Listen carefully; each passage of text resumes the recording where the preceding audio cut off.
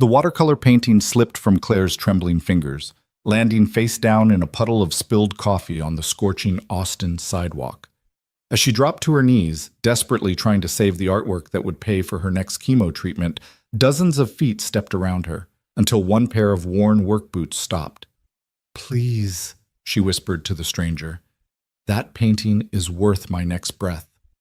What Ethan Hayes did next would transform not just one life, but 3 souls forever intertwined by fate. Dear friends, welcome to a story that traveled from Austin to hearts worldwide. Comment your city below. Let's see how far this journey of hope reaches. Now, settle in as we begin. The Texas sun bore down mercilessly on South Congress Avenue that Tuesday afternoon, the kind of heat that made the asphalt shimmer like water, and sent most sensible people scurrying for air-conditioned shelter. But Claire Dawson had nowhere to go. She sat on a faded quilt spread across the sidewalk, her collection of watercolor paintings arranged in neat rows around her like a fragile fortress against the world's indifference. At 24, Claire should have been conquering the world, fresh out of art school with dreams as vibrant as the colors she mixed on her palette. Instead, she wore a baseball cap to hide the patches where her honey blonde hair had surrendered to chemotherapy, and oversized sunglasses that concealed the dark circles etched by sleepless nights and relentless nausea. The medical bracelet on her wrist caught the sunlight, a constant reminder of her new identity. Cancer patient, stage 3 lymphoma, terminal if she couldn't afford treatment. "Excuse me," a woman in designer heels paused briefly, her shadow providing momentary relief from the sun. "How much for the bluebonnet field?" $40, Claire replied, her voice hoarse from the morning's bout of treatment-induced vomiting. The woman wrinkled her nose as if the price carried an unpleasant odor. "For a street painting? I'll give you 15. Before Claire could respond, the woman's phone rang, and she walked away mid-conversation, leaving Claire staring at the painting. 3 weeks of work between hospital visits, painted with hands that shook from medication, each brushstroke a small victory against the fatigue that threatened to consume her. The rejection stung more than it should have. She'd sold exactly 1 painting in 4 hours. A small study of Lady Bird Lake that went for $20 to a tourist who'd haggled her down from $30. $20 toward the $8,000 she needed for next month's treatment. The math was a crushing weight on her chest, heavier than the tumor that had taken residence near her spine. Claire reached for her water bottle, her movements careful and deliberate. The oncologist had warned her about dehydration, especially in this heat, but the bottle was nearly empty and she couldn't afford to leave her spot to refill it. Every minute away was a potential sale lost, a step further from survival. That's when it happened. A gust of wind, sudden and violent in the still afternoon, swept across the avenue. Claire lunged forward, trying to hold down her paintings, but the wind was faster, stronger. Her largest piece, a sunset over the Austin skyline that had taken 2 months to complete, lifted into the air like a kite without a string. She scrambled after it, her weak legs betraying her, sending her stumbling into a businessman who cursed at her for spilling his iced latte. The painting landed in the puddle of coffee, the carefully rendered sky dissolving into brown chaos. Claire fell to her knees beside it, her hands hovering over the ruined canvas, unable to touch it, unable to accept what she was seeing. 2 months of work, her best piece, the one she'd priced at $200, her rent money, her medication money, her staying alive money, destroyed in seconds. "No, no, no," she whispered, her fingers trembling as she tried to lift the soaked paper. It tore at her touch, the sunset bleeding into abstract nothing. Around her, the foot traffic continued its relentless pace. Designer shoes and flip-flops, boots and sneakers, all stepping around her like she was nothing more than another piece of urban debris. Someone muttered about homeless people making the neighborhood look bad. Another person took a photo, not to help, but to post on social media with some vapid comment about city life. The tears came then, hot and shameful, dripping onto the ruined painting and mixing with the coffee stains. She hated crying in public, hated the vulnerability of it, but her body was too exhausted to maintain its usual defenses. The chemotherapy had stripped away more than just her hair. It had peeled back every layer of strength she'd built over 24 years, leaving her raw and exposed to every small cruelty the world had to offer. "That's quite a mess." The voice was deep, gentle, with a hint of Texas drawl that marked him as a local. Claire looked up through her tears to see a pair of worn work boots, not stepping around her but planted firmly in front of her. She raised her eyes higher. Faded jeans with paint stains on the knees, a chambray shirt with the sleeves rolled up to reveal forearms marked by honest work, and finally, a face that belonged to a man in his late 30s with kind brown eyes and stubble that suggested he'd missed his morning shave. "Let me help," he said, already kneeling beside her, his hands reaching for the scattered paintings that were still threatening to take flight. "Please don't," Claire said quickly, embarrassed by her tears, by her weakness, by the whole pathetic scene. "I've got it."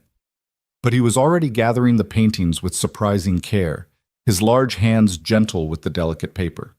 He stacked them properly, keeping the wet ones separate, creating order from chaos with an efficiency that spoke of someone used to solving problems. "Ethan Hayes," he said, offering his name like a gift while continuing to collect her work. "And you don't got it, not alone anyway, and that's okay." Claire wanted to argue, to maintain some shred of independence, but another wave of exhaustion hit her, the kind that came from fighting battles on multiple fronts, against cancer, against poverty, against a world that had become suddenly hostile to her existence. "Claire," she managed, watching as this stranger, Ethan, carefully examined each painting before adding it to the pile. He wasn't just collecting them. He was looking at them, really seeing them. "You painted these?" He held up a piece depicting Barton Springs at dawn, the water rendered in impossible shades of blue and green. She nodded, unable to trust her voice. "They're beautiful." He said it simply, without the patronizing tone she'd grown accustomed to, without the pity that usually followed when people noticed her medical bracelet and put the pieces together. "This light, the way you captured it, my daughter would lose her mind over this. She's 9, wants to be an artist when she grows up." "That's nice," Claire said, the automatic response of someone who'd learned to deflect personal connections. Ethan continued gathering the paintings, and then he saw it. The ruined sunset, still dripping coffee and dissolving dreams. His hands stilled. "This was your best one, wasn't it?" The question was so unexpectedly perceptive that fresh tears threatened. Claire nodded, not trusting herself to speak. "How much were you asking for it?" 200, she whispered, then quickly added, "But it doesn't matter now." Ethan studied the ruined painting for a long moment, then carefully folded it and placed it in his shirt pocket. "I'll take it." "What?" Claire stared at him, certain she'd misheard. "It's destroyed." "No," Ethan said, pulling out his wallet. "It's transformed. My wife used to say that about difficult times. They don't destroy us, they transform us." He paused, a shadow crossing his features. "She passed 3 years ago. Cancer." The word hung between them, heavy with shared understanding. "I'm sorry," Claire said, meaning it in ways that only someone facing their own mortality could mean it. "Me too." Ethan counted out $200 in 20s, then added 5 more. "For the coffee damage," he explained with a small smile. "I can't," Claire started, but Ethan was already moving on, examining the other paintings with genuine interest. "How much for this one?" He held up the blue bonnet field, the one the woman in designer heels had dismissed. 40, but I'll take it. And this one?" He picked up a study of the Congress Avenue Bridge with bats streaming into the sunset. 30, but you don't have to. And this one looks like Zilker Park in spring. Am I right? Claire nodded, overwhelmed by his enthusiasm, by his refusal to treat her like a charity case, even though they both knew that's exactly what this was. "My daughter, Ivy, she loves Zilker. How much?" 50. "Bargain." He was pulling out more money, and Claire's hands shook as she watched him count bills. "You know what? Why don't we make it an even 500 for the 5 paintings I'm taking? I have a feeling they're going to be worth a lot more someday." "That's too much," Claire protested, even as her mind calculated what $500 meant. Another week of life, another chance at tomorrow. "It's business," Ethan said firmly. "I invest in art I believe in. Speaking of which, when's your next show?" Claire almost laughed at the absurdity of the question. "I don't do shows. I sit on sidewalks and hope people don't step on my work." "Why?" The simple question demanded a complex answer. Claire found herself studying this stranger who'd knelt beside her in her lowest moment, who'd gathered her scattered dreams with careful hands, who'd bought ruined art like it was treasure. Because galleries require connections I don't have, walls I can't afford to rent, opening nights I'm too sick to attend, she said, surprised by her own honesty. Because I'm 24 years old and fighting stage 3 lymphoma with watercolors and wishful thinking. Because sitting on this sidewalk is the only option between me and giving up entirely. Ethan absorbed this information without flinching, without the look of pity she'd grown to despise. Instead, he pulled out his phone and showed her a photo. A little girl with his brown eyes and a smile that could power the city grinned back at her, standing in front of a wall covered in finger paintings. "That's Ivy," he said with obvious pride.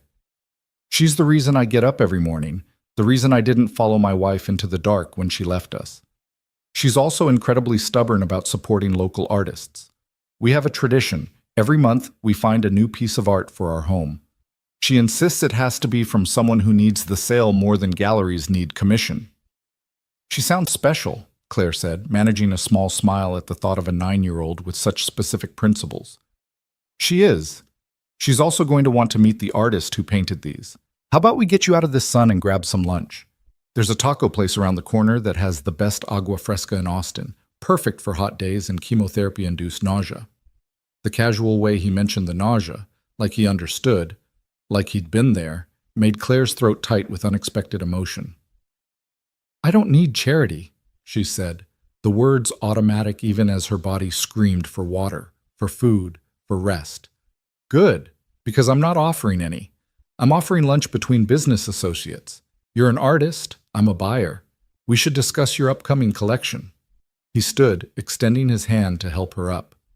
"Besides, Ivy will never forgive me if I don't get your contact information. She's going to want to commission something specific, probably involving unicorns or dragons or both." Claire looked at his extended hand, calloused from real work, steady and sure. Then at her paintings, no longer scattered but carefully stacked and protected. The ruined sunset peeked out from his shirt pocket like a promise that broken things could still have value. She took his hand. The contact was brief, just long enough for him to help her to her feet, but Claire felt something shift in that moment. Not romantic, not yet. She was too sick, too scared, too focused on survival for romance. But something else, equally powerful. The possibility that she wasn't as alone as she'd believed. "I need to pack up," she said, gesturing to her supplies. "Let me help." Ethan was already moving, folding her quilt with military precision. "I renovate houses," he explained, noting her surprise at his efficiency. "You learn to pack and unpack quickly when every job is in a different location." Together they gathered her things, the paintings, the quilt, the small collection of brushes and paints she'd managed to afford. Ethan carried most of it without making a big deal about it, without making her feel weak for needing help. It was a kindness so subtle she almost missed it, the way he'd normalized assistance, made it feel like collaboration rather than charity. The taco place was a hole-in-the-wall establishment with hand-painted murals covering every surface, and the smell of fresh tortillas that made Claire's stomach rumble despite the constant nausea. Ethan ordered for both of them in fluent Spanish, choosing simple foods that would be easy on her system: chicken soup, plain rice, that agua fresca he'd promised. "You speak Spanish," Claire observed, sipping the watermelon drink and feeling her body respond to the hydration like a dying plant to rain. "My wife was from Mexico City," Ethan explained, his fingers absently spinning his wedding ring, which he still wore. "Elena. She taught me the language, the culture, how to make proper salsa verde. She would have loved your paintings. She had an eye for beauty in unexpected places." "Tell me about her," Claire said, surprising herself with the request. Ethan's face transformed when he talked about Elena, soft with memory but not destroyed by it. He told Claire about their meeting at a coffee shop where Elena had been sketching, how she'd captured him in charcoal before they'd ever exchanged words. He talked about their wedding in her grandmother's backyard, surrounded by papel picado and marigolds. He described Ivy's birth, how Elena had sung to her in Spanish and English, creating a bilingual lullaby that Ivy still requested when she was sick. "The cancer came when Ivy was 5, he said, his voice steady but his eyes distant. "Ovarian, stage 4 by the time they caught it. Elena fought for 18 months, fought like a warrior, like a mother who refused to leave her child. But sometimes fighting isn't enough. How did you survive it? Claire asked, the question desperate, searching. I almost didn't, Ethan admitted. Those first months after, I was drowning. But Ivy needed me functional, not just present. So I learned to swim in grief instead of letting it pull me under. I learned that surviving loss isn't about moving on. It's about moving forward with the loss as part of you. Claire pushed her rice around her plate, processing his words. I'm scared, she admitted, the words escaping before she could stop them. Not just of dying, but of fighting this hard and losing anyway. Of putting everyone through this just to fail in the end. Everyone? Ethan asked gently. Who's everyone? Claire's laugh was bitter. That's the thing. There is no everyone. My parents died in a car accident when I was 19. No siblings. My college friends disappeared when I got sick. Cancer isn't exactly conducive to maintaining friendships.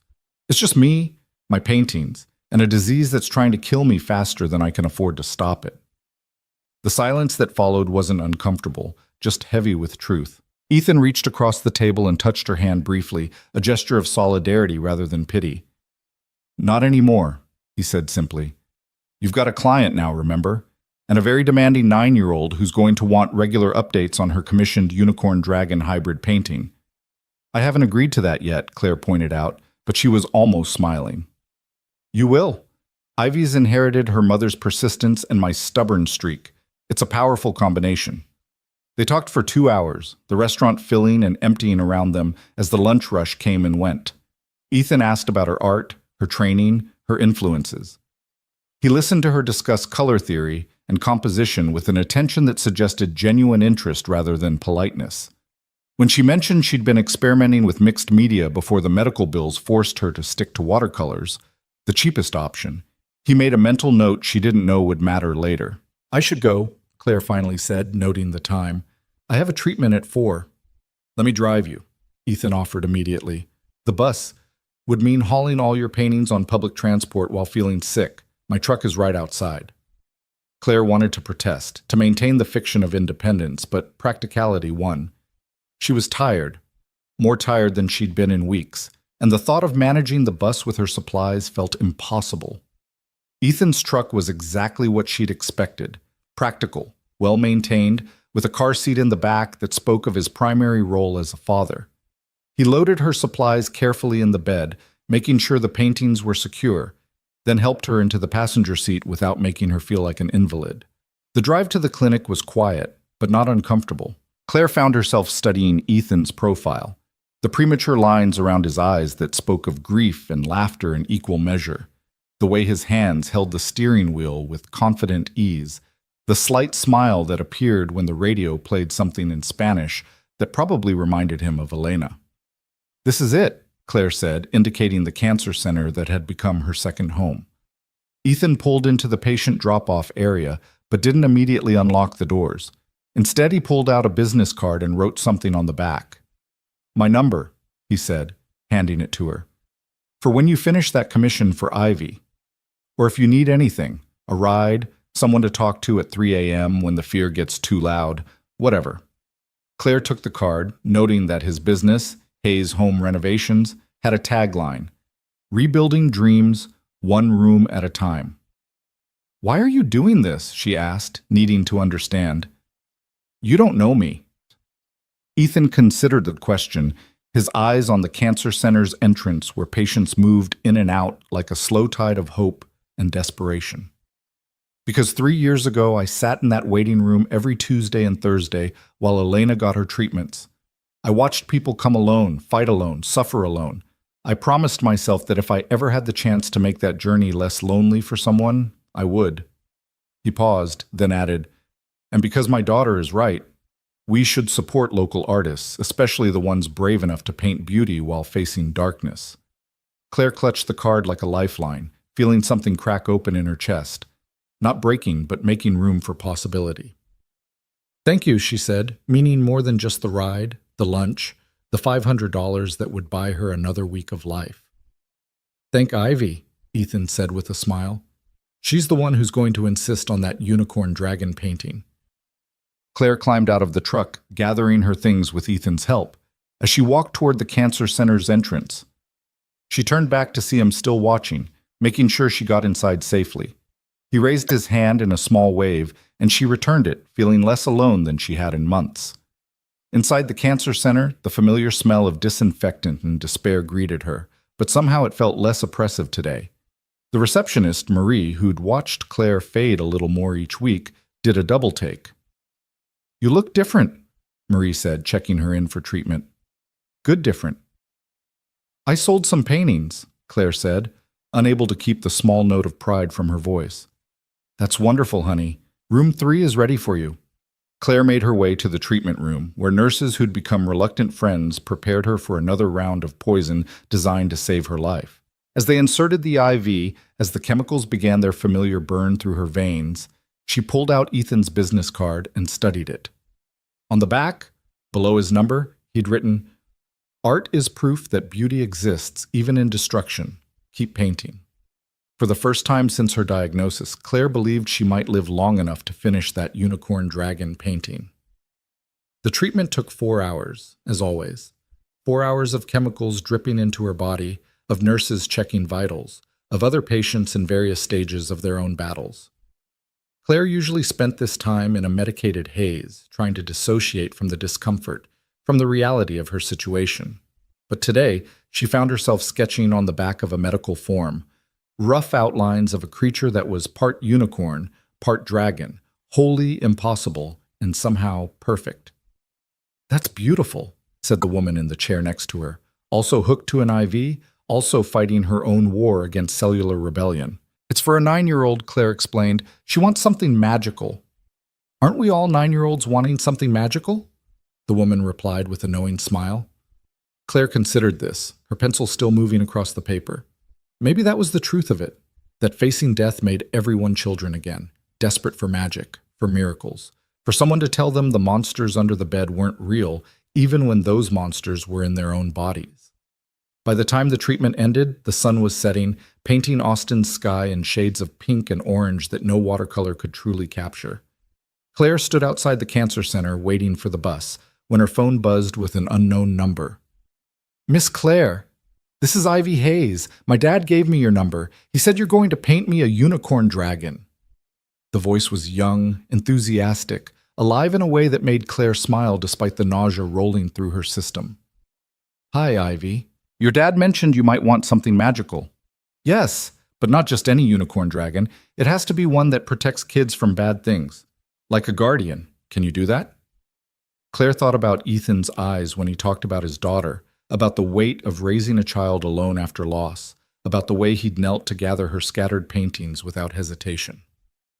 "I can do that," she promised. "Good. Dad says you're really talented. He hung one of your paintings in our kitchen already, the one with the blue bonnets. It makes me think of Mom. She loved blue bonnets." Claire's throat tightened. "I'm glad you like it. Can you come for dinner sometime? Dad makes really good enchiladas, and I want to show you my art supplies. I have gel pens that smell like fruit."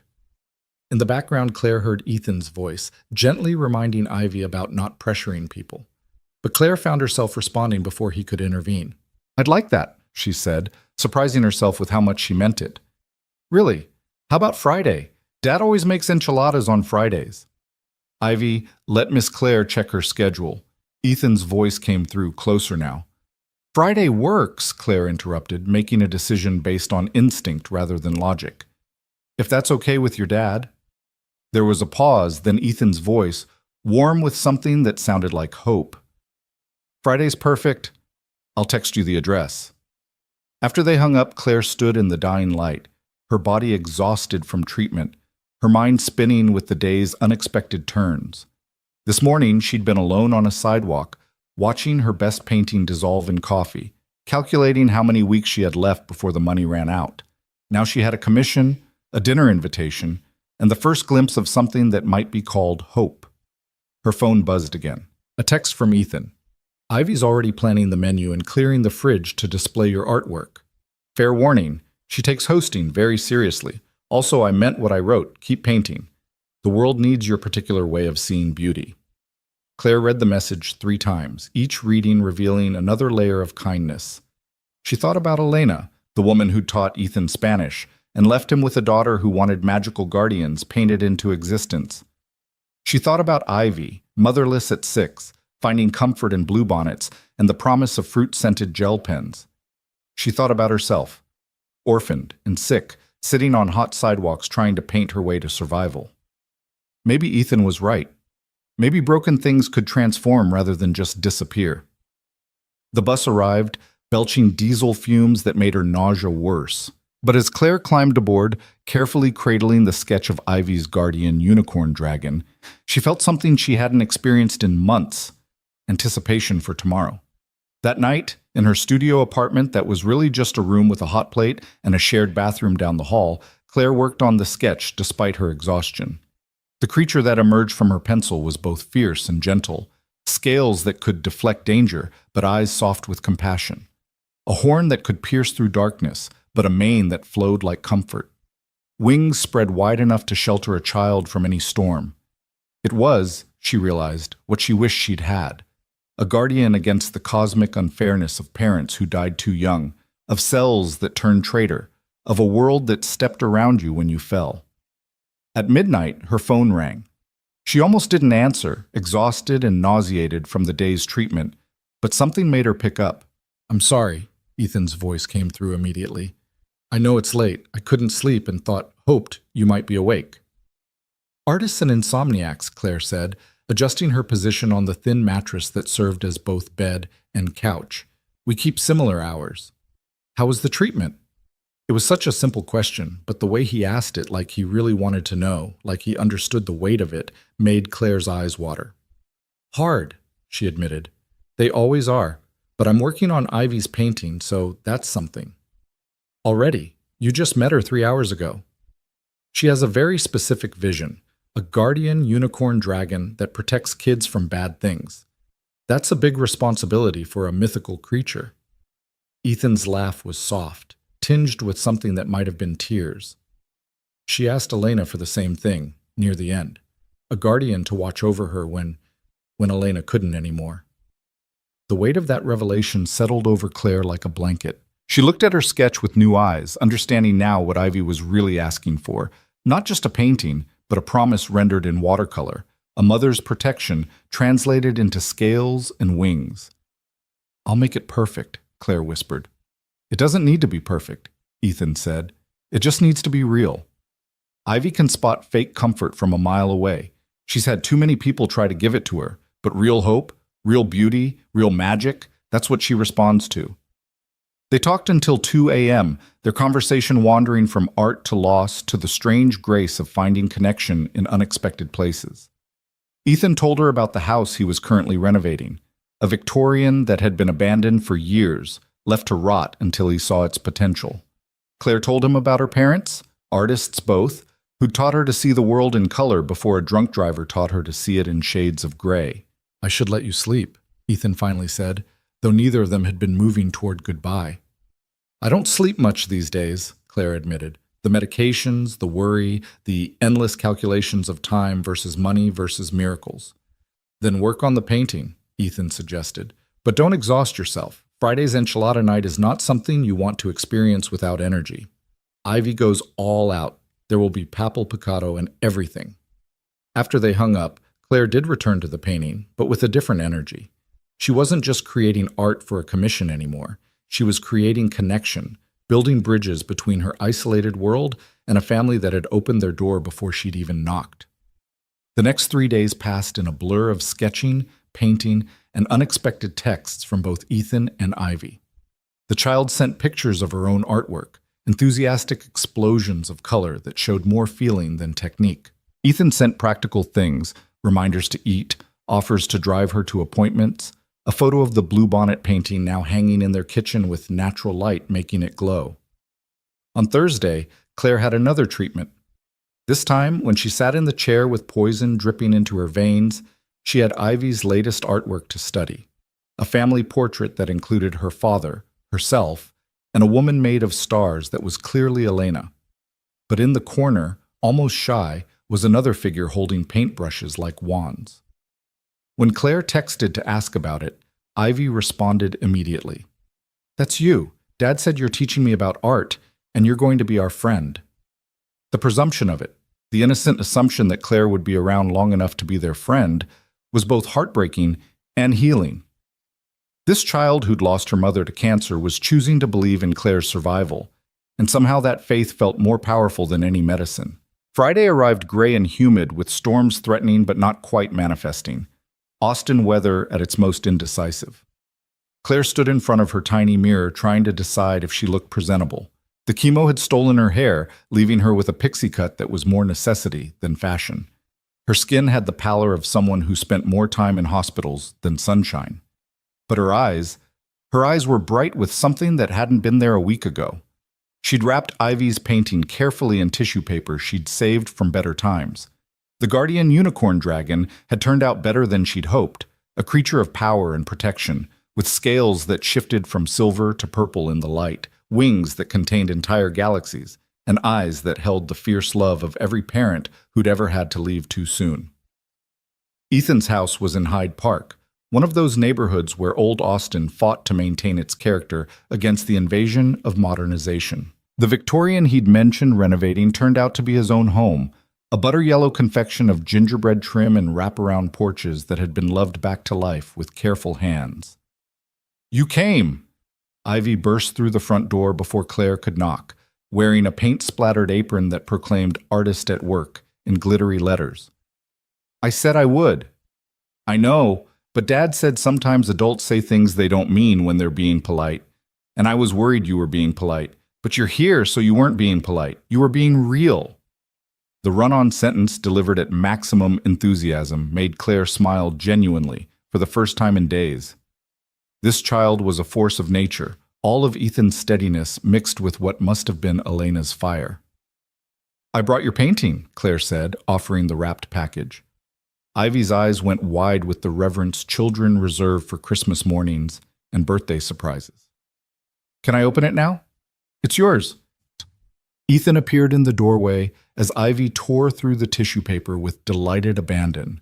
He looked different in his own space, more relaxed, wearing a Texas Longhorns t-shirt and jeans, barefoot and comfortable.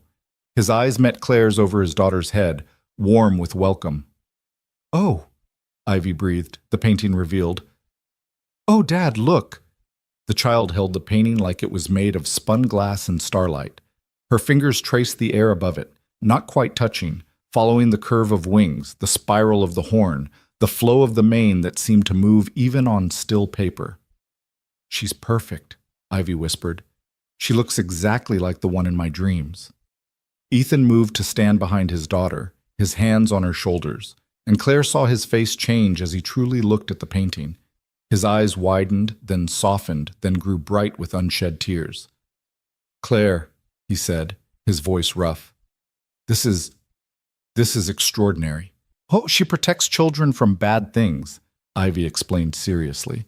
"Look, Dad, her wings are big enough to hide under, and her horn can fight off monsters, but her eyes are kind, see? So kids know she's safe."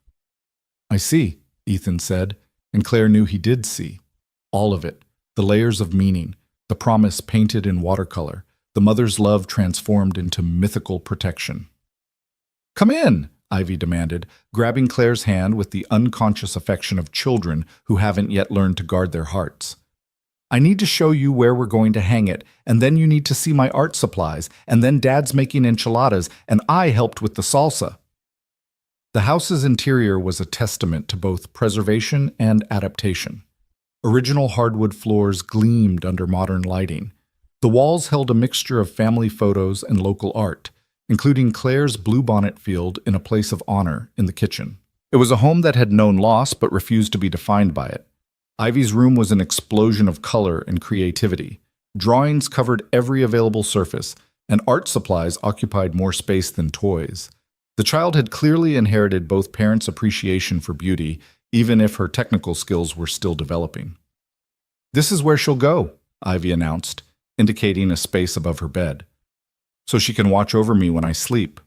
Claire helped Ethan hang the painting while Ivy directed with the seriousness of a museum curator. When it was in place, the late afternoon light caught the metallic paints Claire had mixed into the watercolors, making the creature shimmer with life. "It's like she's breathing," Ivy said wonderingly. Dinner was exactly as promised, enchiladas that could have come from Elena's own recipe, salsa that balanced heat and flavor perfectly, and conversation that flowed as naturally as paint across wet paper. Ivy dominated the discussion with stories from school, questions about art techniques, and elaborate plans for future paintings she wanted Claire to create. "Ivy," Ethan said gently when his daughter paused for breath, "let Claire eat." "It's okay," Claire said, and meant it. The child's enthusiasm was infectious, a reminder that life existed beyond hospital walls and treatment schedules. "I like hearing about your ideas." "See, Dad? She likes my ideas." After dinner, while Ethan cleaned up despite Claire's offers to help, Ivy gave her the grand tour of their home. Each room told a story. The study where Ethan worked on renovation plans, the living room where family movie nights happened every Saturday, the small altar in the hallway with Elena's photo surrounded by marigolds and candles that were always lit.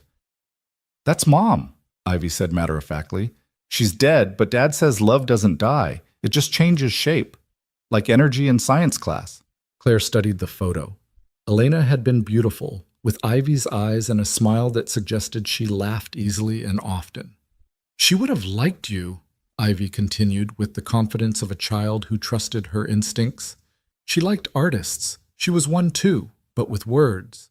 She wrote poetry in Spanish and English."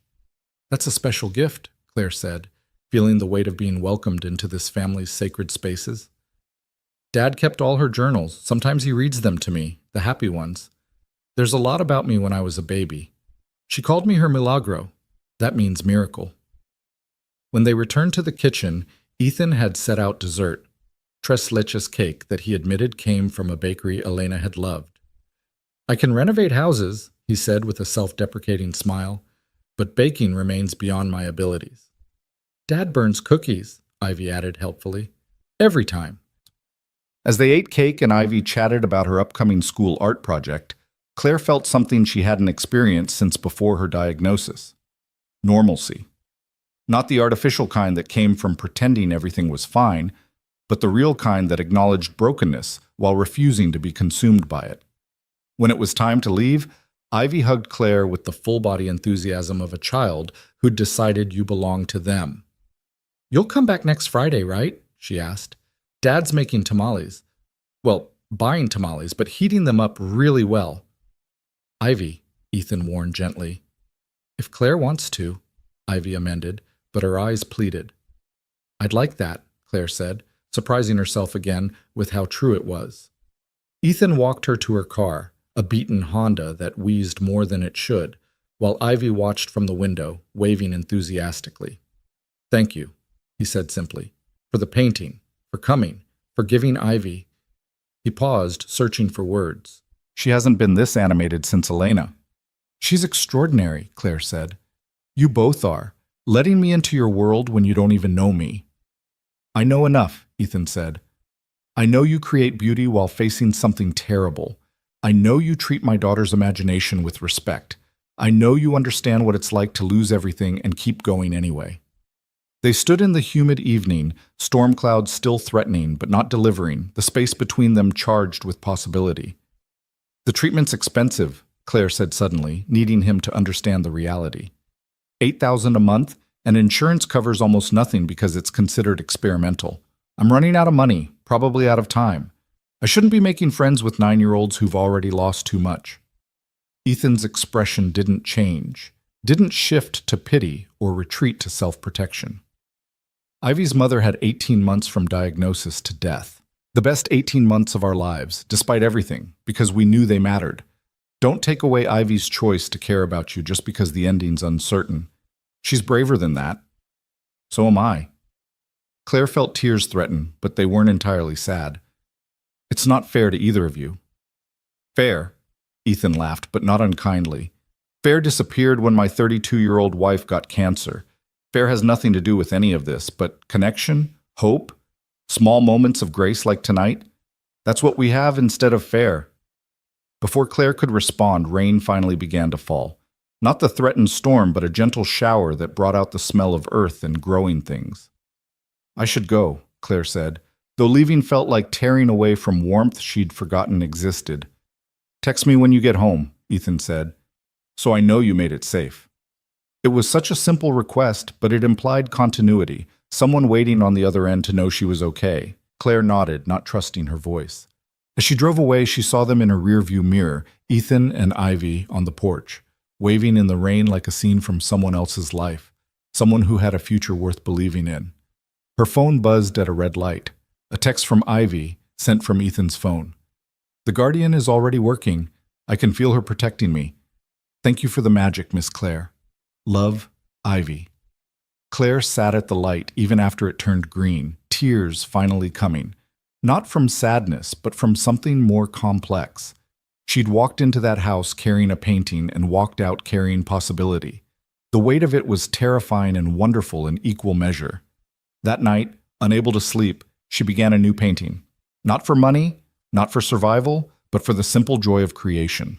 It was a house, yellow Victorian with gingerbread trim, a father and daughter on the porch, and above them, almost invisible unless you knew to look, a guardian unicorn dragon keeping watch. The next Friday came faster than Claire expected, marked by another round of chemotherapy that left her weaker than before. She'd almost canceled dinner with the Hayes family, but Ivy had called that morning. Ethan had taught her how to use his phone for emergencies, and apparently ensuring Claire's attendance at tamale night qualified. "Please come, Miss Claire," the child had pleaded. "I made you something special, and Dad bought the good tamales from the place Mom liked." So Claire found herself once again at their yellow Victorian, though this time Ethan met her at the car, noting how she gripped the door frame when standing. "Bad week?" he asked quietly, offering his arm. "They're all bad weeks lately," Claire admitted, accepting his support without the usual protest. 3 weeks of knowing the Hayes family had worn down her walls against accepting help. Inside, Ivy had transformed the dining room into what she called an art gallery, with Claire's paintings displayed alongside her own drawings. She'd made little museum labels for each piece, written in her careful 9-year-old handwriting. "Look," Ivy said proudly, pointing to the label under Claire's bluebonnet field. "Bluebonnet Dreams by Miss Claire Dawson. This painting makes people think of spring and mothers and Texas all at once." Claire's throat tightened at the child's intuitive understanding of what she'd tried to capture. Dinner conversation flowed around Claire's exhaustion, Ethan and Ivy carrying the weight of it while including her without demanding participation. It was a kindness she'd never experienced before, being allowed to exist in a space without having to perform wellness. "Miss Claire looks tired, Dad," Ivy observed with a child's blunt honesty. "I am tired," Claire admitted, too exhausted to pretend otherwise. "Then you should stay here tonight," Ivy declared as if it were the most logical solution in the world. "We have a guest room. It has good pillows and everything." "Ivy," Ethan started, but Claire saw something in his eyes that suggested he'd been thinking the same thing. "I couldn't impose," Claire said automatically. "It's not imposing if we're inviting you," Ivy countered with 9-year-old logic. "Besides, I want to show you my glow-in-the-dark paint in the morning. It only works when it's dark first, then light." Claire looked at Ethan, who nodded slightly. "The guest room's always ready," he said simply. "And I'd feel better knowing you didn't have to drive home exhausted." That night, Claire slept in a bed that didn't sag in the middle, in a room that smelled like lavender instead of medical disinfectant, with the sound of a family existing gently around her.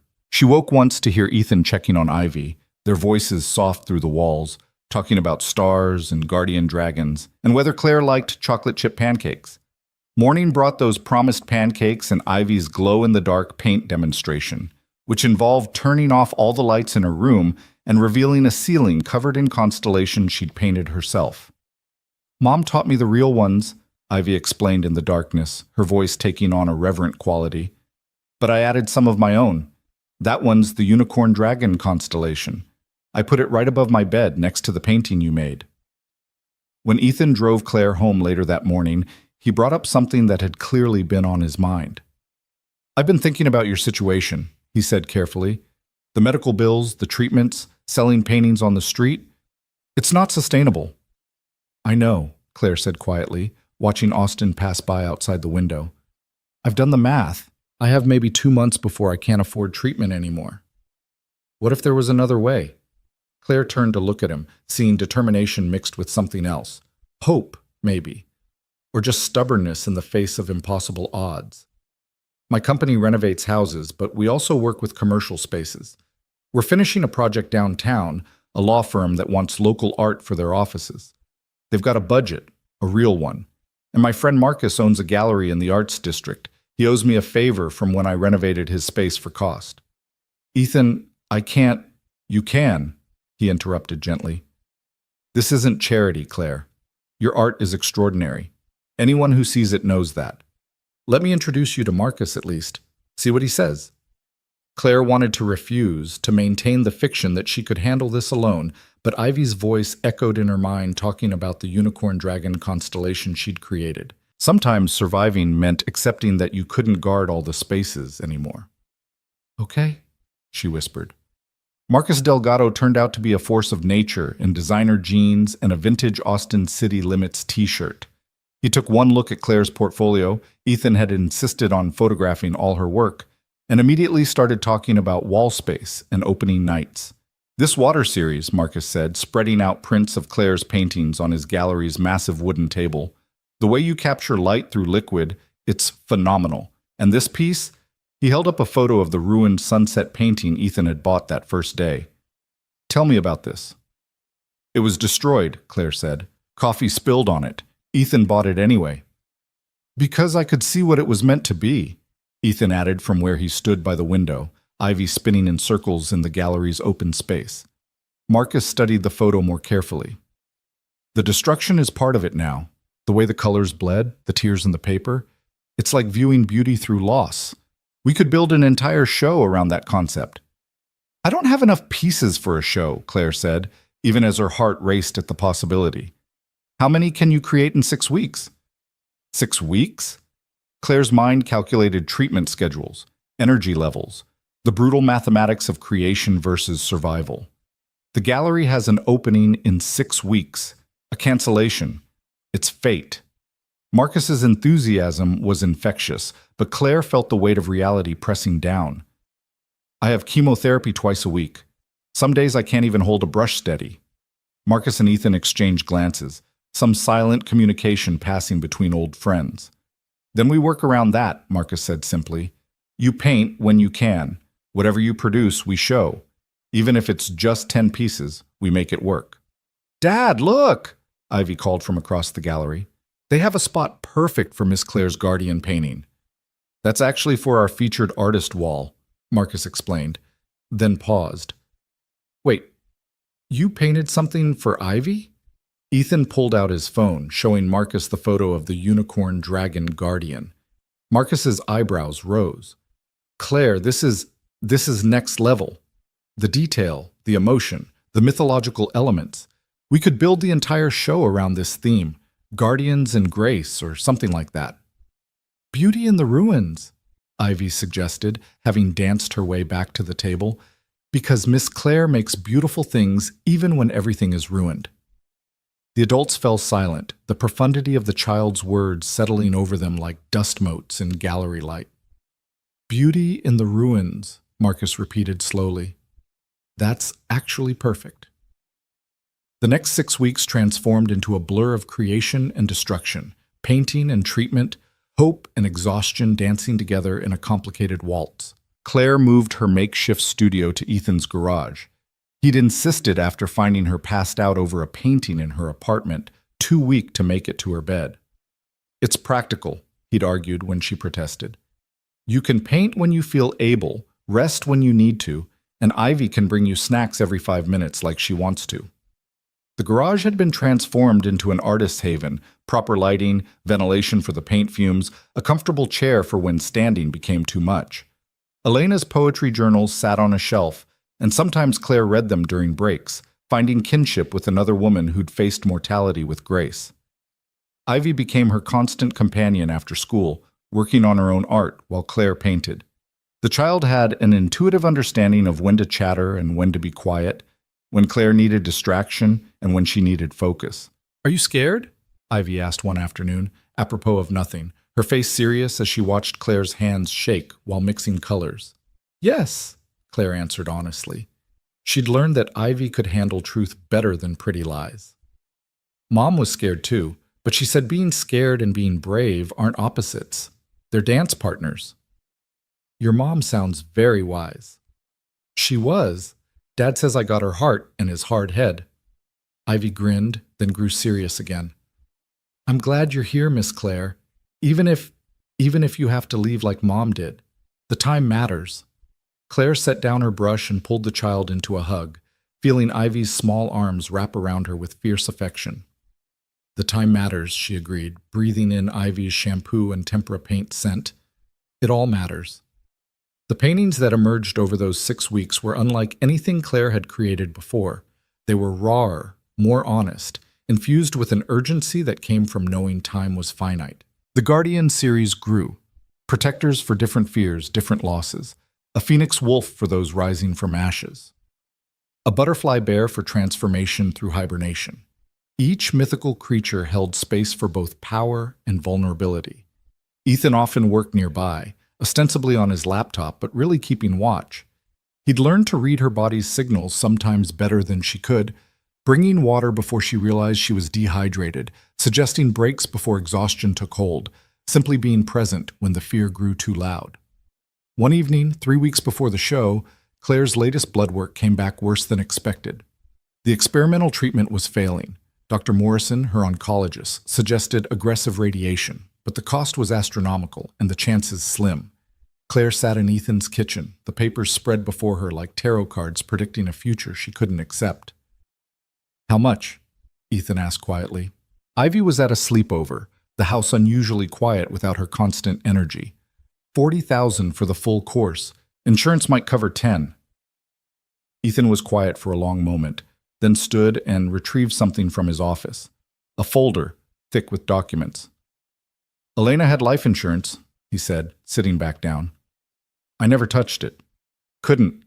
It felt like admitting she was really gone, but she wrote me a letter to read when I was ready. He pulled out a handwritten page, Elena's careful script visible.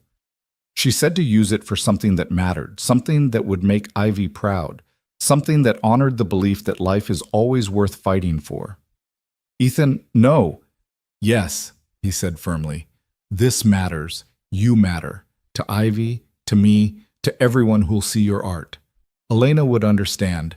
She'd probably be angry I waited this long. Claire stared at the papers, the numbers, the possibility of time that seemed impossible moments before. I can't take your wife's insurance money. You're not taking anything. We're investing in hope. There's a difference. What if it doesn't work? What if you waste all that money and I die anyway? Ethan reached across the table, taking her hand. His fingers were warm, calloused, steady. Then we'll have tried. Then Ivy will know we did everything possible. Then your paintings will exist in the world, proof that beauty persists despite everything. It's not a waste. It's a choice to believe in tomorrow. Claire found herself crying, ugly sobs that shook her thin frame. Ethan moved around the table, pulling her against him, holding her while she broke apart.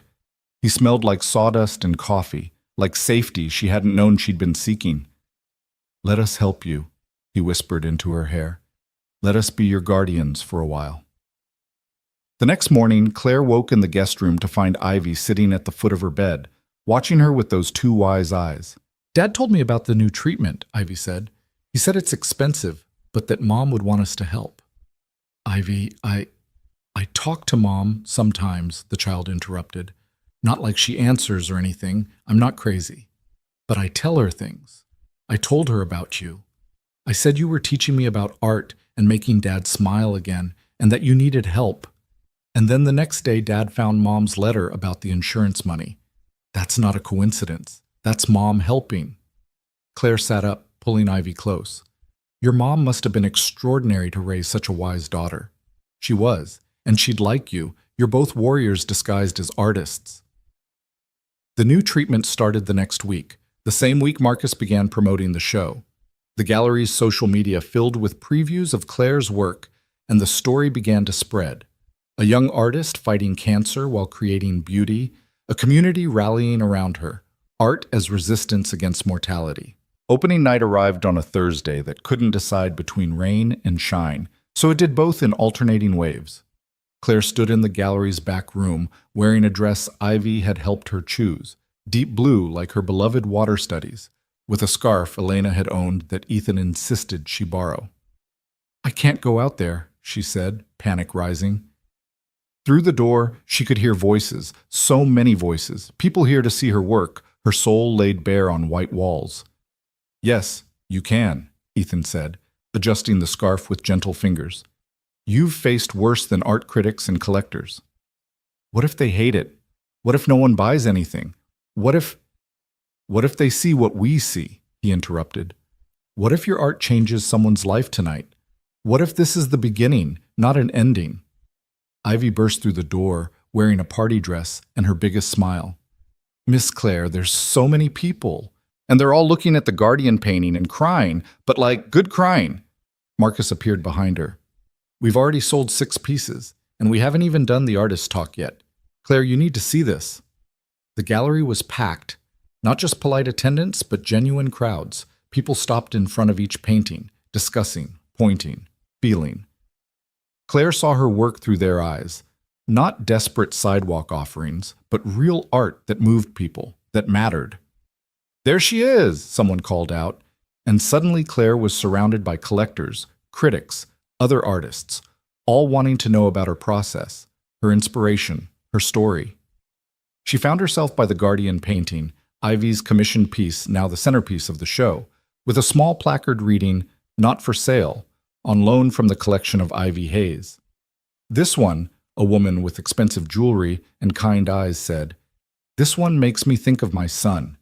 He's deployed overseas. Could you create something similar? A guardian for soldiers?" Yes, of course. The commissions began then, one after another. A guardian for a child with autism. A protector for a family rebuilding after a house fire. A mythical creature to watch over a grandmother with Alzheimer's. Each request came with a story, a need for beauty in the face of difficulty. By the evening's end, Claire had sold enough paintings to cover 3 months of treatment. But more than that, she'd found something she'd thought cancer had stolen. Purpose beyond survival, community beyond isolation, future beyond the next treatment. Ethan found her on the gallery's back patio, overwhelmed and exhausted but radiant in a way that had nothing to do with health and everything to do with hope. "You did it," he said simply. "We did it," she corrected. "I couldn't have. Without you and Ivy, without Marcus, without you being brave enough to keep painting when everything was falling apart," Ethan finished. "That was all you." They stood close in the Austin night, the gallery lights spilling gold rectangles onto the patio, the sound of continued celebration inside. Claire felt the moment balanced on an edge, poised between what was and what could be. "Ethan," she began, but he shook his head gently. "Not yet," he said softly. "Let's get you healthy first. Let's make sure there's time for everything we're both thinking but not saying. Elena taught me that love isn't about perfect timing. It's about choosing to hope even when the outcome's uncertain. But you need to focus on fighting right now. I'll be here. Ivy'll be here. When you're ready, we'll all still be here." Claire understood. This thing between them, this connection forged in crisis and deepened through shared dinners and garage painting sessions, deserved more than desperate grasping at happiness. It deserved the luxury of time, the possibility of tomorrow. "Dad, Miss Claire!" Ivy appeared in the doorway, bouncing with excitement. "The newspaper wants to interview you both. They're calling it Austin's Art Angel, and they want to know about the Guardians." As Claire walked back into the gallery, flanked by the Hayes family that had somehow become hers, she thought about transformation. How coffee-ruined paintings became symbols of resilience. How sidewalk art became gallery shows. How strangers became family. How dying became living, really living. Not in spite of cancer, but alongside it. The reporter asked her about inspiration, about where the Guardian series came from. Claire looked at Ivy, who was trying very hard to stand still and look serious for the newspaper photographer. She looked at Ethan, steady and present, his brown eyes warm with pride. She thought about Elena's poetry journals and insurance money transformed into treatment, about Marcus taking a chance on an unknown artist, about a community of strangers who'd looked at her art and seen their own need for protection reflected back. The Guardians came from understanding that we all need protection sometimes, she said. But more than that, we all have the capacity to be guardians for each other. Art just makes that visible. It shows us that beauty and strength can coexist with fear and fragility, Every painting is both a prayer and a promise that we're not alone in our battles, that someone sees us, that beauty persists even in the ruins. The flash went off, capturing Claire with Ethan and Ivy, three people who'd found each other in loss and chosen to build something new from the wreckage. The photo would run on the front page of the arts section with the headline, "Beauty in the Ruins, Local Artist Transforms Cancer Battle into Gallery Triumph." But that was later. In that moment, Claire stood in a gallery filled with her art, surrounded by people who'd become family, feeling the new treatment course through her veins like liquid hope. She wasn't cured, might never be, but she was alive, truly alive, painting guardians for a world that needed them, loved by a child who'd lost her mother and a man who'd lost his wife. All of them proof that broken things could be beautiful, that endings could be beginnings, that sometimes the universe sends exactly the guardian you need, disguised as a stranger in work boots, who stops to help you gather your scattered art off a burning sidewalk. Marcus raised a glass of champagne, the gallery growing quiet for the toast. "To Claire Dawson," he said, "who reminds us that art isn't a luxury, it's a necessity. That beauty isn't separate from suffering, it's our answer to it, and that guardians come in many forms, including watercolor and determination and the courage to keep creating when creation seems impossible." The crowd erupted in approval, glasses raising, but Claire barely heard them. She was watching Ivy, who'd climbed onto a chair to be taller, raising her glass of apple juice with complete seriousness. "To Miss Claire," Ivy added in her clear child's voice that somehow carried over the crowd. "Who's teaching me that art is just love wearing colors?" Later, much later, after the gallery had emptied and the paintings had been marked with their red sold dots, after Ivy had fallen asleep in the car and Ethan had carried her into the house, after Claire had taken her nighttime medications and settled into what had become her room at the Hayes house, she pulled out a fresh canvas. This painting would be different. Not for sale, not for show, just for them. It began with three figures, a man, a child, and a woman who was learning to believe in tomorrow. Above them, barely visible unless you knew to look, flew a guardian that looked suspiciously like Elena, wings spread wide enough to shelter new love built on the foundation of old grief. Claire painted through the night, her hands steady despite everything, adding layer after layer of color and meaning. When morning came, bringing Ivy's sleepy face to her doorway asking about breakfast, the painting was finished. "Is that us?" Ivy asked, climbing onto Claire's bed to see better. "It's a possibility," Claire said carefully. Ivy studied the painting with her usual intensity, then looked at Claire with those eyes that saw too much. "Mom would want Dad to be happy again. She'd want me to have someone who understands about art and feelings and making beautiful things when everything hurts." "Ivy, I'm not saying you're replacing her," Ivy continued matter-of-factly. "No one could. But maybe you're not supposed to replace her. Maybe you're supposed to be what comes next. Like when you paint over something, but you can still see the first painting underneath, making the new one richer." Claire pulled the child close, thinking about palimpsests and layered paint, about lives built on top of loss, about the way love didn't erase what came before but added to it, creating depth and texture that couldn't exist any other way. "You're pretty smart for 9, Claire said. "I'll be 10 next month," Ivy announced. "Dad's planning a party. You'll be there, right?" It was a simple question that contained multitudes, assumptions about survival, about belonging, about futures that stretched beyond treatment schedules and blood counts. "I'll be there," Claire promised, and for the first time since her diagnosis, she actually believed it. The morning of Ivy's 10th birthday arrived with unexpected test results. Claire sat in Dr. Morrison's office, staring at the scans that showed something impossible. The tumors were shrinking, not dramatically, not miraculously, but measurably, undeniably shrinking. "The new treatment is working better than we hoped," Dr. Morrison said, his usually cautious demeanor cracking to reveal genuine optimism. "You're not in remission yet, but Claire, this is significant progress." Claire's hand shook as she held the images, these glimpses into her body's secret battle.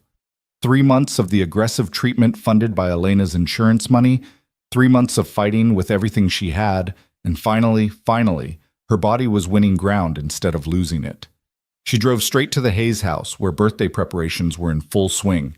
Ethan was on a ladder, hanging streamers in Ivy's requested color scheme, purple, silver, and what she called dragon gold.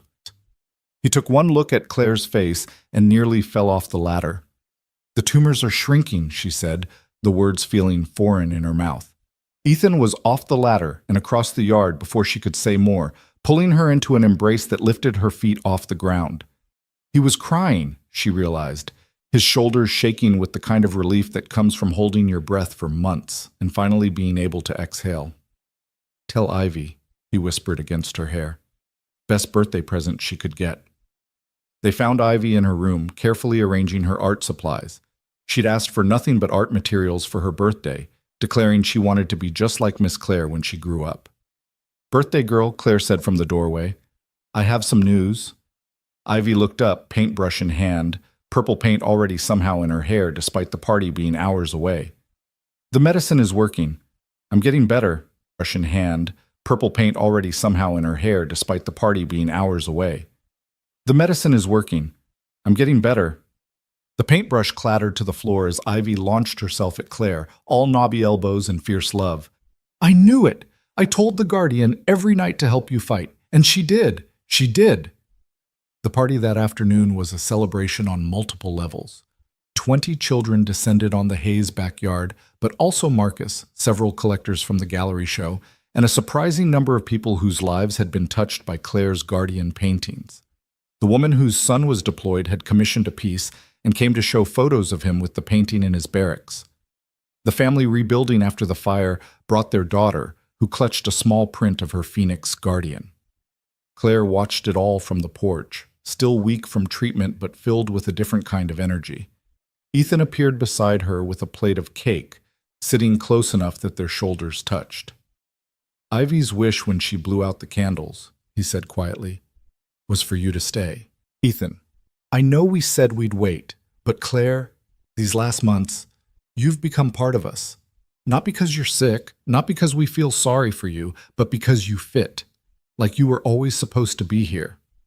Claire turned to look at him, this man who'd saved her art from a coffee puddle, who'd opened his home and his daughter's heart, who'd spent his wife's insurance money on keeping her alive without a moment's hesitation.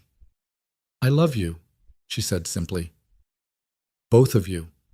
I love the way Ivy sees the world in colors and the way you rebuild broken houses and broken people with the same careful hands. I love Friday dinners and garage painting sessions and even the way you burn cookies." "Every single time," Ethan agreed with a wet laugh.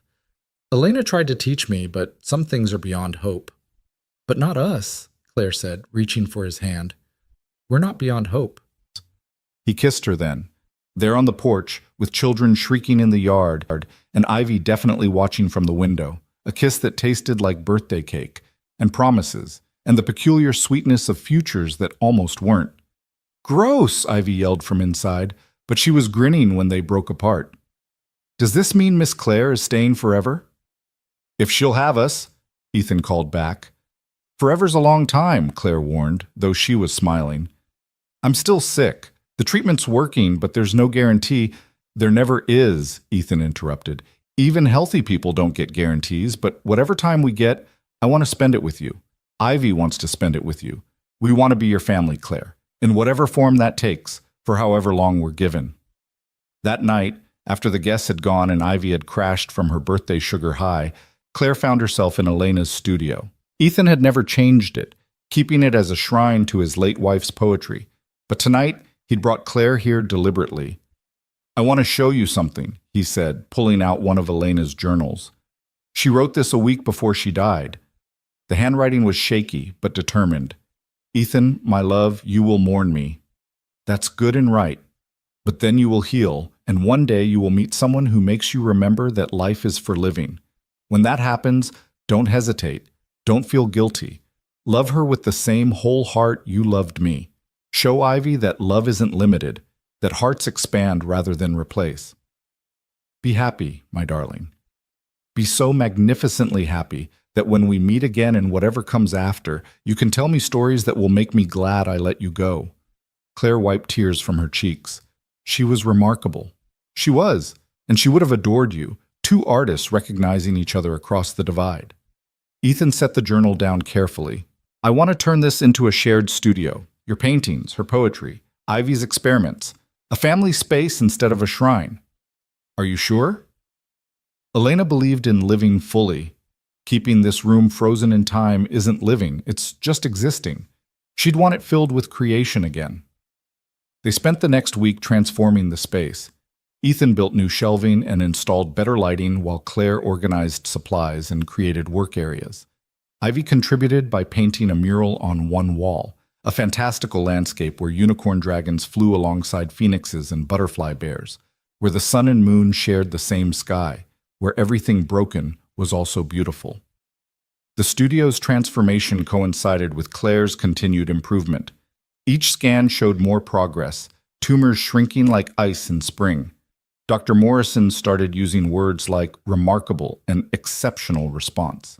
The experimental treatment was working better than anyone had dared hope. 6 months after that first encounter on the sidewalk, Claire stood in the same spot on South Congress where she'd once sold paintings in desperation.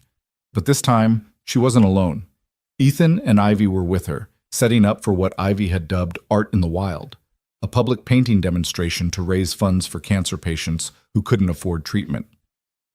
"This is where we met," Claire told the small crowd that had gathered, curious about the painters taking over the sidewalk corner. "I was dying then, in all the ways a person can die: body, spirit, hope. A stranger stopped to help me collect my scattered paintings, and that small kindness became the first brushstroke in a completely different picture." She began painting as she talked, her hands steady and sure now, creating a new guardian on canvas while people watched. This one was different from the others. Instead of a single mythical creature, it was a collection of small, ordinary things transformed into protectors. Coffee stains that became wings, scattered papers that assembled into armor, broken pieces that formed a mosaic shield. "We all have the power to be guardians," she explained as she painted. "Sometimes it's as simple as stopping when everyone else walks by. Sometimes it's opening your home to someone who needs shelter. Sometimes it's believing in someone's art, their worth, their future, when they can't believe in it themselves." Ethan worked beside her, teaching kids in the crowd basic painting techniques, while Ivy distributed art supplies they'd bought with proceeds from Claire's recent sales.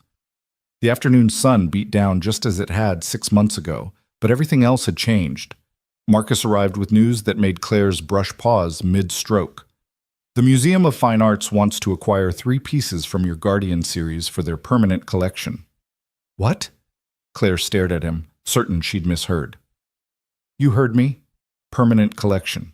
They're particularly interested in the piece about transformation through destruction, the coffee-stained sunset. They're calling it a metaphor for resilience in contemporary American art." Ivy, who'd been eavesdropping with the subtlety of a 10-year-old, started jumping up and down. "Miss Claire's going to be in a museum, like forever. People will see her paintings hundreds of years from now." The weight of that hit Claire suddenly. Permanence, legacy. Her art outlasting her body regardless of what the cancer did. She'd been so focused on surviving that she'd forgotten about transcending. "There's more," Marcus continued, grinning now. "They want to commission a large-scale piece for their main atrium. The theme is Austin's creative spirit, full funding, 18 months to complete, and Claire, they're talking about a solo exhibition next year." Claire felt Ethan's hand find hers, grounding her as the world tilted with possibility. 6 months ago, she'd been calculating how many paintings she needed to sell to afford one more treatment. Now, museums wanted her work, collectors sought her out, and she had time, blessed, impossible time, to create. That evening, they celebrated at the Hayes house with tamales from Elena's favorite place and a cake that Ethan definitely hadn't attempted to make himself. Claire had officially moved in the month before, her few possessions finding homes among the Hayes family's life. Her easel stood in the shared studio, her paintings hung throughout the house, her presence woven into their daily routine so completely it was hard to remember a time when she hadn't been there.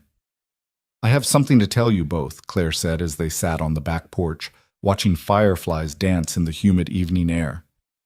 "Dr. Morrison used a word today I haven't heard before. Remission. Not complete, not yet, but partial remission. The tumors aren't just shrinking anymore. Some of them are gone." Ivy abandoned her dignified 10-year-old composure, throwing herself at Claire with a whoop of joy. Ethan wrapped his arms around both of them, his face buried in Claire's hair, whispering thank you over and over, whether to God, the universe, Elena, or Claire herself, she wasn't sure. Does this mean you're cured? Ivy asked, pulling back to study Claire's face with those penetrating eyes. Not cured? Claire said honestly. Maybe never completely cured, but managed, controlled, like having diabetes or any other chronic condition. I'll need treatment and monitoring forever, but Ivy, I get to have a forever now. The child nodded solemnly, processing this. So you'll be here for my middle school graduation? And high school? And when I become a famous artist too? All of it, Claire promised. Every moment I can grab, I'll be here. Later, after Ivy had gone to bed, Claire and Ethan sat on the porch swing Elena had picked out years ago, moving gently in the evening breeze. I want to marry you, Ethan said suddenly, then laughed at himself. That wasn't how I planned to say it. I had a whole speech about time and second chances and… Yes, Claire interrupted. I haven't even asked properly. Then ask. Ethan slid off the swing and onto one knee right there on the back porch with paint under his fingernails and sawdust in his hair. Claire Dawson, you've taught me that broken doesn't mean worthless, that beauty exists especially in the ruins, that love isn't about perfect timing, but about choosing to hope even when the outcome's uncertain. Will you marry me and officially join this beautifully imperfect family? Yes, she said again, pulling him up for a kiss that tasted like survival and joy, and the future she'd almost lost. I don't have a ring yet, he admitted. I wanted to ask first, then let you choose something you'd actually want to wear while painting. I don't need a ring. I have everything I need. You say that now, but Ivy's going to insist on being involved in ring shopping. Prepare yourself for opinions. So many opinions. They told Ivy the next morning over breakfast. Ethan's pancakes and Claire's fruit salad and coffee, strong enough to fuel art and renovation alike. Finally, Ivy exclaimed, then paused. Wait, does this mean Miss Claire becomes Mom Claire? The question hung in the air, delicate and important. Claire reached across the table for Ivy's hand. I become whatever you want me to become, she said carefully. I'm not trying to replace your mom, Ivy. No one could. But I love you like you're my own, and I'd be honored to be any kind of mom you'll let me be. Ivy considered this with her characteristic intensity. Mom Elena and Mom Claire. Two moms, one who gave me life and one who's teaching me how to live it. That's beautiful, baby, Ethan said, his voice rough with emotion. I know, Ivy said matter-of-factly. I'm an artist. We're good with words and feelings. The wedding planning became a family affair with Ivy appointing herself creative director and insisting on a theme that combined guardians, paint, and what she called Austin Weird. Claire continued her treatments, continued painting, continued building a life that felt like a miracle made of small daily choices to keep going. The museum piece took shape in the studio, a massive canvas depicting Austin's creative spirit as a living entity, part music, part paint, part taco truck, part bat colony, wholly impossible and perfectly true. She worked on it between commissioned guardians, between treatments, between family dinners and Ivy's art lessons, and quiet mornings with Ethan before the world woke up. One afternoon, while adding details to the museum piece, Claire felt a presence in the studio. Not supernatural, just the weight of being watched. She turned to find a woman standing in the doorway, mid-40s, elegant, with eyes that looked familiar. I'm Rosa, the woman said. Elena's sister. Claire's brush clattered to the floor. In all the months with the Hayes family, Elena's relatives had been notably absent, a wound Ethan didn't discuss. I saw the article, Rosa continued, about your exhibition, about you and Ethan and Ivy. I came to see for myself. Rosa, You're not what I expected, Rosa interrupted, but her tone wasn't unkind. When I heard Ethan was with someone new, someone young and blonde and artistic, I thought, well, it doesn't matter what I thought. But then I saw your paintings, the Guardians, and I understood. She moved into the studio, drawn to the mural Ivy had painted on the wall. She's happy. Ivy. I can see it in these colors, in the photos from the article. She's happy in a way she hasn't been since Elena. She's an extraordinary child, Claire said carefully. She's Elena's child, and now yours too, I think. Rosa turned to face Claire directly. Elena would have liked you. You fight like she did, not just against the disease, but for beauty, for meaning, for love, in the middle of loss. I'm not trying to replace... No, Rosa agreed. You're not replacing. You're continuing. There's a difference. She pulled something from her bag, a small canvas wrapped in tissue. Elena painted this right after Ivy was born. I thought you should have it. Claire unwrapped it carefully. It was a watercolor, amateur but passionate, depicting a woman holding a baby while surrounded by guardian angels that looked suspiciously like the creatures Claire had been painting. She believed in guardians too, Rosa said softly. Perhaps that's why you found this family, or why they found you. Rosa stayed for coffee, then dinner, then became part of the expanding circle of family that grew around Claire, Ethan, and Ivy like ripples in water. She brought Elena's parents the next visit, elderly and careful, but warming to Claire when they saw how Ivy bloomed in her presence. She paints like Elena wrote, Elena's mother said in Spanish, which Claire was learning with Ethan and Ivy's enthusiastic help. From the heart, without fear. The wedding date was set for spring, a year to the day after Claire's first gallery opening. The treatments continued to work, each scan showing improvement, Dr. Morrison finally comfortable using the word that had seemed impossible. Stable. Not cured, but stable. Managed. Livable. Winter came gentle to Austin that year, and Claire spent it finishing the museum piece and preparing for a spring that promised everything she'd thought she'd never have. Ivy worked beside her on her own paintings, developing a style that was uniquely hers, part Claire's technical influence, part Elena's emotional legacy, wholly Ivy's voice. Do you think Mom Elena can see us? Ivy asked one evening as they painted together, Ethan reading in the corner, the studio warm with purpose and presence. I don't know, Claire answered honestly. But I think love like your mom's doesn't just disappear. It transforms, like energy. Maybe it's in how your dad knows exactly when I need water during treatment. Maybe it's in how you see beauty everywhere. Maybe it's in how 3 broken people found each other and made something whole. Like your paintings, Ivy said, understanding immediately. Beautiful because of the broken parts, not despite them. Exactly like that. The museum unveiled Claire's piece in March, a gala event that felt surreal even as it happened. Claire stood before the massive canvas, Ethan on one side, Ivy on the other, watching strangers encounter her vision of Austin's creative spirit. The guardian elements were subtle but present. Protective wings in the shape of clouds, fierce eyes in the windows of painted buildings, the whole city rendered as a living entity that sheltered its artists. Your artist's statement, a critic said, approaching with a recorder.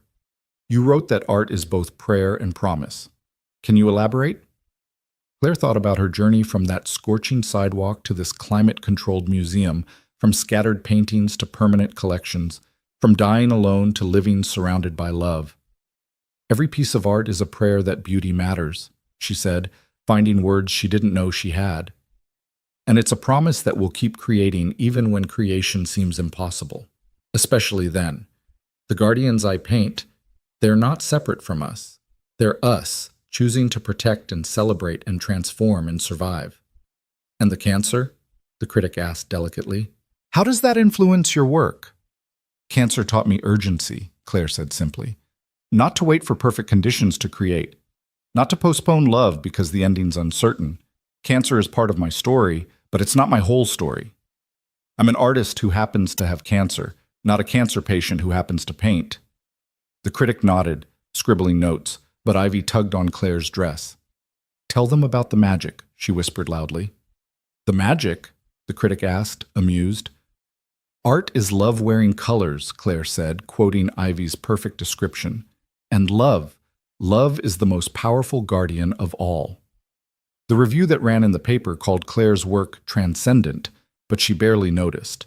She was too busy living, painting commissions, teaching Ivy advanced techniques, planning a wedding that kept growing as more and more people wanted to celebrate this unlikely love story, this family built on the ruins of loss. 2 weeks before the wedding, Claire got news that made her hands shake. Not bad news, the opposite. The experimental treatment had been so successful in her case that she was being featured in medical journals. Her oncologist wanted her to speak at conferences. She'd become the rare success story, the outlier who survived.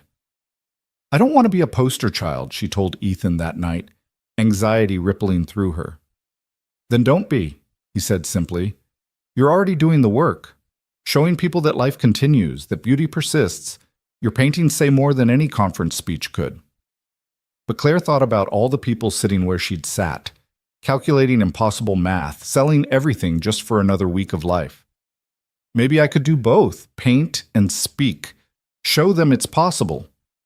"The guardian of hope," Ivy said from the doorway, clearly eavesdropping again. "That's what you'd be." Spring arrived with bluebonnets and the wedding day that had once seemed impossible. Claire stood in Elena's sister Rosa's house, letting Elena's mother pin flowers in her hair while Ivy spun in her flower girl dress, declaring herself the most artistic wedding participant ever. "You're radiant," Rosa said, adjusting Claire's simple dress. She'd chosen something she could move in, dance in, paint in, if necessary. "I'm terrified," Claire admitted. "Good," Elena's mother said in careful English. "Scared and brave, they danced together, yes?" The ceremony was in Ethan's backyard, transformed with lights and flowers and Ivy's artistic touches everywhere. Marcus officiated. He'd gotten ordained online specifically for this. The gallery community filled the chairs, along with other cancer survivors Claire had met through treatment, the Hayes renovation crew, and the growing circle of family that had embraced this unlikely love story. But Claire only had eyes for Ethan, standing under an arbor he'd built himself, looking at her like she was every answered prayer he'd never dared to pray. "You found me," she whispered when she reached him, taking his calloused hands. "We found each other," he corrected. The vows were simple, honest, acknowledging the complexity of second chances and blended families and futures that remained uncertain despite remission. "I promise to love you through treatment and triumph," Ethan said, his voice steady. "To be your guardian when you need protection and your partner when you need an equal. To honor the journey that brought you to us while building new paths together." "I promise to paint our life in all its colors," Claire responded, "even the dark ones, especially the broken ones. To love you and Ivy with the urgency of someone who knows how precious time is. To be a guardian for this family we're creating, this beautiful, impossible, perfect family." Ivy stood between them, holding the rings on a pillow she'd painted herself with tiny guardians. When it came time for family vows, she spoke clear and strong. "I promise to share my dad with you and my art supplies, even the good ones. To remember that you're not replacing Mom Elena, but adding to our family like adding colors to a painting. To love you even when you're sick, especially when you're scared, and always when you're painting." There wasn't a dry eye in the yard. The reception was pure Austin. Tacos from 3 different trucks, Marcus DJing with questionable skill but excellent enthusiasm, and easels set up for anyone who wanted to paint. The museum piece had inspired a trend, and Claire found herself teaching impromptu lessons between dances, her wedding dress splattered with paint by the end of the night. "No regrets?" Ethan asked as they swayed to a slow song, Ivy having long ago crashed in Rosa's lap. "Only one," Claire said. "I wish I'd fallen in front of you sooner." "Then we might not have been ready. The timing was perfect, broken perfect, but perfect."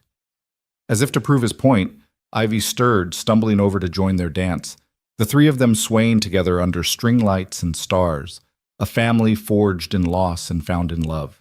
The honeymoon was supposed to be simple, a long weekend in Marfa, Texas, where Claire could paint the desert light and Ethan could explore the minimalist architecture. But 2 days before they were set to leave, Claire's routine scan showed something that made Dr. Morrison's face tighten in a way she'd learned to fear. "It's not the lymphoma," he said quickly, seeing her expression. "The cancer is still in remission, but Claire, we're seeing some unusual activity in your bone marrow. It could be nothing, a side effect of the aggressive treatment, or it could be the early stages of a secondary cancer." The word hung in the sterile air of the examination room like a poisonous cloud. Secondary cancer. The treatment that had saved her might have planted seeds for something else. "How long until we know?" Ethan asked, his hand finding Claire's, steady despite the tremor she felt in her own fingers. "We need to do a bone marrow biopsy. I can schedule it for Monday." That's our honeymoon, Claire said numbly. Go, Dr. Morrison said, surprising them. Take your weekend. The results won't be ready for a week anyway. Go live, Claire. That's what you've been fighting for.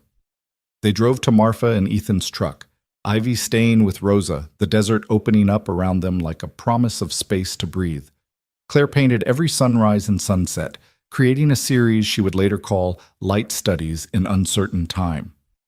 Ethan held her when she cried, made love to her under stars so bright they seemed fake, and never once suggested they talk about what might be coming. Are you angry? Claire asked on their last morning, watching the sun transform the desert into gold. No, Ethan said simply. I knew what I was signing up for. Life without guarantees, time measured in moments rather than years. I'd choose it again, Claire. I'd choose you every single time.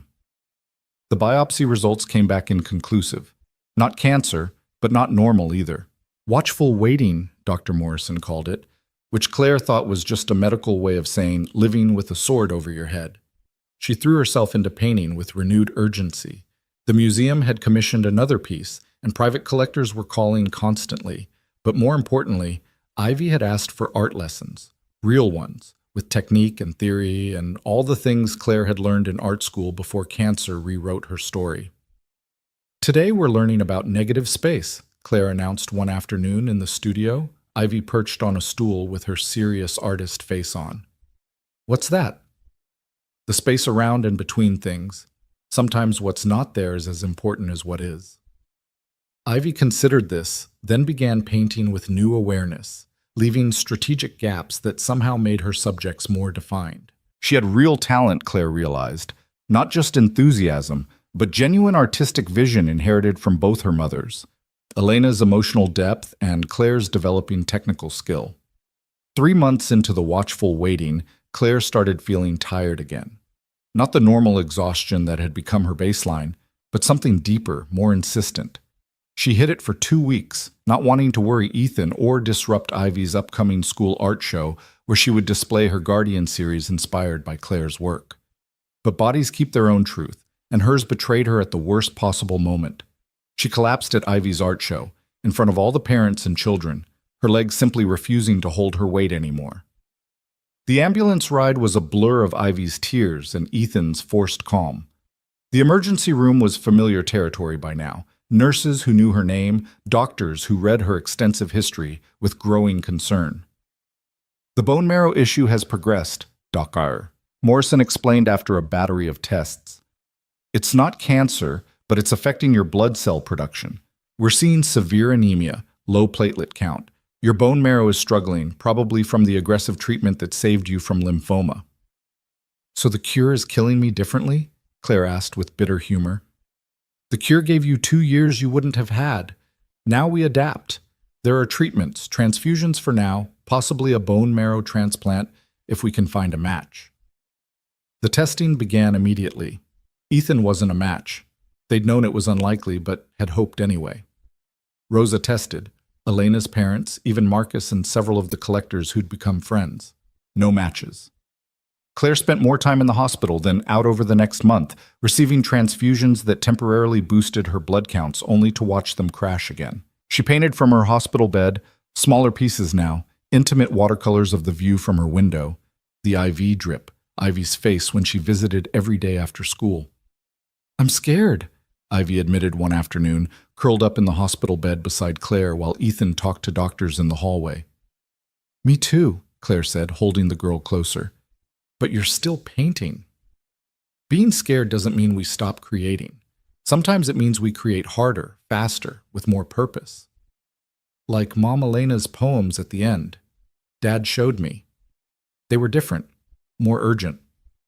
Claire thought about Elena's journals, the ones she'd read in the studio, how the poetry had shifted as death approached, becoming rawer, more essential. Your mom Elena and I have something in common, Claire said carefully. We both love you and your dad more than we fear what's coming. But I don't want another mom to die, Ivy whispered, the words she'd been holding back for weeks finally escaping. Claire's heart broke a little more, if such a thing was possible. Then I'll have to fight harder, won't I? And you know what? I have something Elena didn't have. What?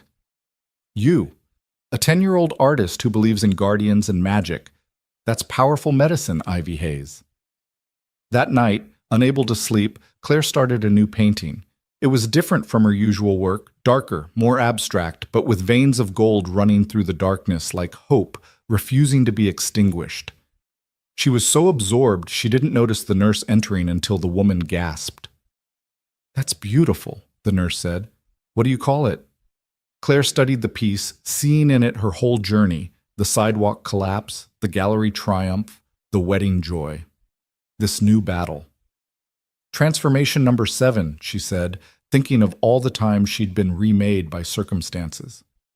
The nurse was young, maybe mid-20s, with kind eyes that reminded Claire of herself before diagnosis. "My brother's an artist," she said. "Was an artist. Leukemia 2 years ago." "I'm sorry." "He painted until the end, said art was proof that humans are more than just biology, that we create meaning even when meaning seems impossible." The nurse adjusted Claire's IV with practiced gentleness. "I tested for bone marrow donation for him. Wasn't a match, but I stayed on the registry." Something in her tone made Claire look up sharply. "The registry?" "The National Marrow Registry. Once you're tested, you stay in the system. I got a call yesterday about a potential match. They won't tell me who, but the timing—" She gestured at Claire's chart. "Are you looking for a donor?" Claire's hand started shaking. "Yes. No matches yet." The nurse, her badge said Sarah, smiled. "Then maybe my brother's sending you a guardian. He believed in those too." The testing and verification took 2 weeks, the longest 2 weeks of Claire's life, but when Dr. Morrison walked into her hospital room with an expression she'd never seen before, pure, uncomplicated joy, she knew before he spoke. "We found your match. Sarah, the nurse from the night shift. She's a perfect match, Claire. As close to identical as non-relatives can be." Ethan was crying, Ivy was jumping on the bed despite the rules, and Claire found herself laughing and sobbing simultaneously. Sarah appeared in the doorway, off shift but unable to stay away. "My brother would have loved this," she said. "Art-saving art." The transplant process was brutal. First came the conditioning, chemotherapy so intense it would destroy Claire's existing bone marrow entirely, leaving her without immune system, without the ability to produce blood cells, completely vulnerable. Then would come the transplant itself, Sarah's healthy marrow hopefully taking root in Claire's depleted body. "You could die from the treatment," Dr. Morrison explained with his characteristic directness. "The mortality rate for this procedure is significant, but without it, I die anyway, just slower," Claire finished. "When?" 2 weeks. We need to get your strength up as much as possible first. 2 weeks to paint, to love, to exist in the world before entering a sterile bubble where even Ivy wouldn't be able to touch her for fear of infection." Claire approached it like she'd approached every challenge since that day on the sidewalk, with art. She painted constantly, creating a body of work she called love letters in color. Each piece was for someone specific: Ivy, Ethan, Rosa, Marcus, even Elena, whose memory had become a strange sort of friend. But the largest piece was for Sarah, the stranger whose brother's death had led to Claire's possible salvation. It was a massive canvas depicting 2 artists painting the same scene from different angles, their brushstrokes meeting in the middle to create something neither could have made alone. One figure was translucent, already half gone, but his paint remained vivid on the canvas. The other was solid but incomplete until the ghostly figure's colors joined hers. "For your brother," Claire said when she presented it to Sarah. "For the guardian he became without knowing it." Sarah cried, tracing the ghostly figure with one finger. "He would have said this was meant to be." He believed in what he called the cosmic arrangement of suffering and grace. The day before entering the hospital for conditioning, Claire sat in the backyard with Ivy, both of them painting the spring evening. Ivy had grown so much in the past year, not just in height, but in depth, her artwork showing an understanding of loss and beauty that no 11-year-old should have, but this one did. "If something happens," Claire began, but Ivy cut her off. "Nothing's going to happen. Sarah's marrow is going to save you, and you're going to teach me about shadows and perspective and all the things I still need to learn. But if—" "No." Ivy's voice was fierce. "Mama Lena didn't get to say goodbye properly. She was too sick at the end, but you're not there yet, so instead of goodbye, teach me something. Right now, something important. Claire studied this remarkable child who'd become her daughter in every way that mattered. Okay, the most important thing about art isn't technique or talent, it's continuing. No matter what happens, you keep creating, promise me.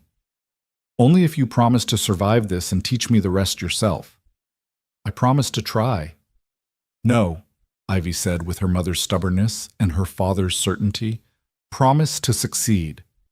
Claire pulled her close, breathing in her paint and sunshine smell. I promise. The conditioning nearly killed her. 7 days of chemistry so toxic that Ethan had to wear protective gear just to be in the room. Claire couldn't paint. Her hands shook too badly, but she could still see, still observe the play of light on the hospital walls. The way Ethan's face changed through the days, aging and softening simultaneously. On the 8th day, Sarah arrived with the harvest of her bone marrow, a bag of life that looked unremarkable hanging from an IV pole. My brother's name was David, she said as the transplant began. He was 27, painted portraits mostly, said every face was a universe waiting to be explored. I think he would have painted you. You have the kind of face that shows every story it's lived. The marrow dripped slowly into Claire's body, and she imagined she could feel it taking root, Sarah's healthy cells finding home in her hollow bones. It would take weeks to know if the transplant was successful, weeks of isolation, of waiting, of hoping. But 3 days in, something shifted. Claire felt it like a subtle electric current, a sense of rightness she hadn't experienced in years. She asked for paper and pencil, her hands finally steady enough to sketch. What emerged wasn't a guardian or a landscape, but a simple interior scene, a hospital room transformed by imagination into a studio, with phantom paintings covering the walls, invisible brushes painting invisible worlds. She titled it The Art of Waiting. Ethan visited every day, talking through the glass barrier, reading Elena's poetry and Ivy's school reports and reviews of Claire's work from critics who didn't know she was fighting for her life again. Marcus had organized the art community to send daily videos, artists from around Austin sharing techniques, discussing color theory, keeping Claire connected to the world beyond sterile walls. On day 14, her blood counts started rising. Slowly at first, then with increasing confidence. Sarah's marrow had taken hold, was building new blood, new immunity, new possibility. It's working, Dr. Morrison announced on day 21, his professional composure cracking to show genuine elation. Your body is accepting the transplant beautifully. We're seeing healthy cell production across all lines. Claire was allowed to hold Ethan's hand for the first time in 3 weeks. The contact was electric, life-affirming, a reminder of what she'd been fighting for. You did it, he whispered, tears streaming down his face. You stubborn, brilliant, impossible woman. You did it. We did it, she corrected, thinking of Sarah's sacrifice, Ethan's steadfast presence, Ivy's fierce belief, the community that had carried her when she couldn't walk alone. Recovery was slow but steady. Claire had to relearn her body, newly made from someone else's gift. Foods tasted different. Colors seemed brighter. It was, she realized, a third incarnation. The artist before cancer, the artist with cancer, and now the artist reborn from someone else's marrow. She was home for Ivy's 11th birthday, still weak but present. The party was smaller this year, intimate, but no less joyful. Ivy had asked for only one thing, for Claire to paint with her, really paint, like they used to. They sat in the studio, spring light streaming through windows, and created together. Not teacher and student, but 2 artists conversing in color. Ivy's painting showed a figure emerging from darkness into light, surrounded by guardians both mythical and real, doctors, nurses, family members with wings. It's you, Ivy explained, but also everyone who fights and everyone who helps. We're all guardians, and we all need guarding. Claire's painting was simpler. 3 figures at a table, sharing a meal, ordinary and miraculous simultaneously, the kind of scene she'd never thought she'd live to paint. It's us, she said, next Tuesday, and the Tuesday after that, and all the Tuesdays I get. Sarah visited regularly, becoming part of their extended family. She'd bring stories of her brother, and Claire would show her new paintings, and somehow David became present in his absence, another guardian in their growing pantheon of protectors. 6 months post-transplant, Claire received news that seemed impossible. She was pregnant. The chemotherapy should have made it impossible. The radiation should have destroyed any chance. But there it was on the ultrasound, a tiny heartbeat that Dr. Morrison called medically improbable. It happens sometimes, he said, shaking his head in wonder. The bone marrow transplant, the cellular renewal, sometimes it restarts systems we thought were permanently damaged. Ethan was terrified and elated in equal measure. Is it safe? For Claire? For the baby? There are risks, Dr. Morrison admitted. Claire's body has been through tremendous trauma, but her current blood work is perfect. Sarah's marrow has given her a essentially new hematological system. We'll monitor closely, but I'm optimistic. Ivy's reaction was pure joy. A baby! A real baby! Can we name it after a color, like cerulean or vermilion? We're not naming our child after paint, Ethan said firmly, but he was smiling. Our child, Claire repeated, the words feeling impossible and perfect. We're having a child. The pregnancy was carefully monitored, with weekly checks that felt excessive but necessary. Claire painted through it all, creating a series called Genesis that explored creation on every level, cellular, artistic, human. Her belly grew along with the paintings, both acts of creation that seemed equally miraculous. Marcus organized another show, this one titled Resurrection, the Art of Claire Dawson Hayes. The invitation featured the coffee-stained sunset painting that had started everything, with the words, "Beauty persists in the ruins, and from the ruins, new beauty grows." The opening was a month before Claire's due date. She moved through the gallery slowly, heavily pregnant but radiant, greeting collectors and critics and the growing community of artists and cancer survivors who'd found hope in her story. Your work has evolved, a critic noted, studying the new pieces. There's a joy here that wasn't present before, even in the darker pieces. I've learned that joy and sorrow aren't opposites, Claire replied, her hand resting on her belly where the baby kicked as if in agreement. They're partners, like fear and bravery. The joy is richer because it knows what sorrow tastes like. The baby came 2 weeks early, during a thunderstorm that reminded Claire of the day she met Ethan. The delivery was complicated. Her body, rebuilt from trauma, struggled with this new challenge. But she'd learned how to fight, how to persist, how to transform pain into purpose.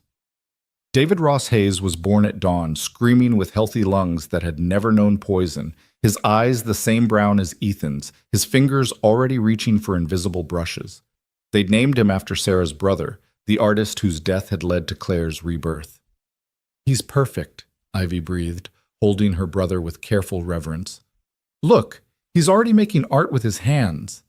Sarah was there within hours, crying as she held the baby her marrow had made possible. David would have said this was the ultimate collaboration, art creating life, creating art. Claire, exhausted but euphoric, watched her family gather around this new life. Ethan holding their son with wonder. Ivy already planning all the art projects she'd teach him. Sarah, whose gift had made it all possible. Rosa and Elena's parents seeing their daughter's love continue in new forms. We need a new guardian painting, Ivy announced, for David's room. Something that protects babies and celebrates miracles and shows that broken things can create perfect things. Claire already knew what she would paint, not a mythical creature this time, but a tree. Roots that had pushed through concrete, been cut back, poisoned, burned, but somehow kept growing. Branches that held nests for new life, leaves that turned light into sustenance. A tree that was scarred and beautiful and absolutely, impossibly alive. That night, as Claire nursed her son in the room that had once been Elena's studio, now transformed into a nursery filled with art from 3 generations of creators, she thought about the journey from that Austin sidewalk to this moment. She'd started by selling paintings to fund chemotherapy, desperate brushstrokes trying to buy time. What she'd found instead was a love that transcended loss, a family built on the ruins of tragedy, and the discovery that art wasn't just about creating beauty, it was about insisting on beauty's existence, even when everything suggested otherwise. Your story, Ethan said from the doorway, watching her nurse their son, should be impossible. All the best stories are, Claire replied, thinking of Elena's poetry, Sarah's brother's portraits, Ivy's guardian dragons, and now David, They're living proof that miracles were just stubborn hope wearing probability's clothes. Outside, Austin sprawled under stars and streetlights, a city of music and art and breakfast tacos and people who stopped to help strangers collect scattered paintings. Somewhere out there, someone else was fighting their own impossible battle. Claire hoped they would find their guardian, their Ethan, their reason to keep painting even when the canvas seemed ruined. Because that was the secret she'd learned. The painting was never really ruined. It was just waiting for the right eyes to see what it could become, for the right hands to transform disaster into beauty, for the right heart to insist that love was bigger than loss, that creation was stronger than destruction, that sometimes the universe did answer desperate prayers, just not in the language you expected. David made a small sound, milk-drunk and content, and Claire began to hum, a lullaby Elena had written, that Ivy had translated, that would now soothe another generation. The melody drifted through the house where three broken people had become a family, where paint and poetry and promise lived in equal measure, where guardians were real because people chose to guard each other. Tomorrow she would paint. Tomorrow Ivy would have school, and Ethan would have houses to rebuild, and David would need feeding and changing and all the ordinary miracles of new life. Tomorrow the work would continue, the art, the love, the careful tending of beauty in a world that tried so hard to destroy it. But tonight, Claire held her impossible child and knew that she had won. Not just against cancer, though that victory was sweet. She had won the right to tomorrow, to all the tomorrows that stretched ahead like blank canvases waiting for color. She had won the chance to teach Ivy about negative space and David about positive creation. She had won Ethan's love and Sarah's marrow and a community that caught her when she fell. Most of all, she had won the knowledge that broken things weren't endings but beginnings, that beauty didn't avoid the ruins but grew from them, stubborn and glorious, and absolutely, impossibly alive. David was 3 months old when Claire received the call that would change everything again. She was in the studio, painting while he slept in a bassinet nearby, Ivy working on her homework at the table they'd installed for family art time. The phone rang with an unfamiliar international number. Mrs. Dawson Hayes, this is Jonathan Whitmore from the Whitmore Foundation in London. We've been following your work and your story. We'd like to offer you something rather unprecedented. Claire shifted David to her other arm as he fussed, his tiny fingers grasping at her paint-stained shirt. I'm listening. A global exhibition, 20 cities starting in London, ending in Seoul. We want to share your Guardian series with the world, but more than that, we want to document your technique, your philosophy. We're proposing a documentary film crew follow you for 6 months, culminating in a live painting demonstration at the Tate Modern. The phone nearly slipped from her hand. The Tate Modern, the gallery she'd dreamed about as an art student before cancer had rewritten her definition of dreams. I have a 3-month-old baby. I'm still in recovery from a bone marrow transplant. I don't know if I can bring them all, Whitmore interrupted. Your family is part of the story. The foundation will cover everything: travel, accommodation, medical support. We have a pediatrician on staff who specializes in traveling with infants. Mrs. Dawson Hayes, your story isn't just about art anymore. It's about proving that life persists, that creativity transcends circumstances. That evening, the Hayes family held a council around the dinner table. David dozed in his bouncer, while Ivy practically vibrated with excitement. London! Paris! Tokyo! She exclaimed, reading from the itinerary Whitmore had sent. Dad, we'd see the Louvre! Mom Claire could paint in places real artists painted. Real artists? Claire teased. What am I, imaginary? You know what I mean. Historical artists, dead ones, famous dead ones. Ethan was quieter, studying the medical support documentation. They've thought of everything. Partnered hospitals in each city, a traveling nurse, insurance for any complications. But Claire could read his hesitation.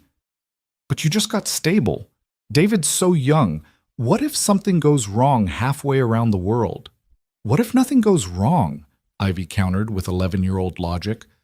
What if it's amazing and Mom Claire becomes the most famous living artist and baby David sees the whole world before he can even walk? Claire looked at her son, who'd inherited her pale complexion and Ethan's stubborn chin. She thought about the tree painting she'd created for his nursery, roots that persisted despite everything. "We're not trees," she said slowly. "We don't have to stay planted in one spot. Maybe moving, traveling, sharing the story. Maybe that's how we grow stronger." "Elena always wanted to travel," Ethan said quietly. She had a list of museums she wanted to see. The Tate was number 3, after the Prado and the Uffizi. "Then we go," Claire decided.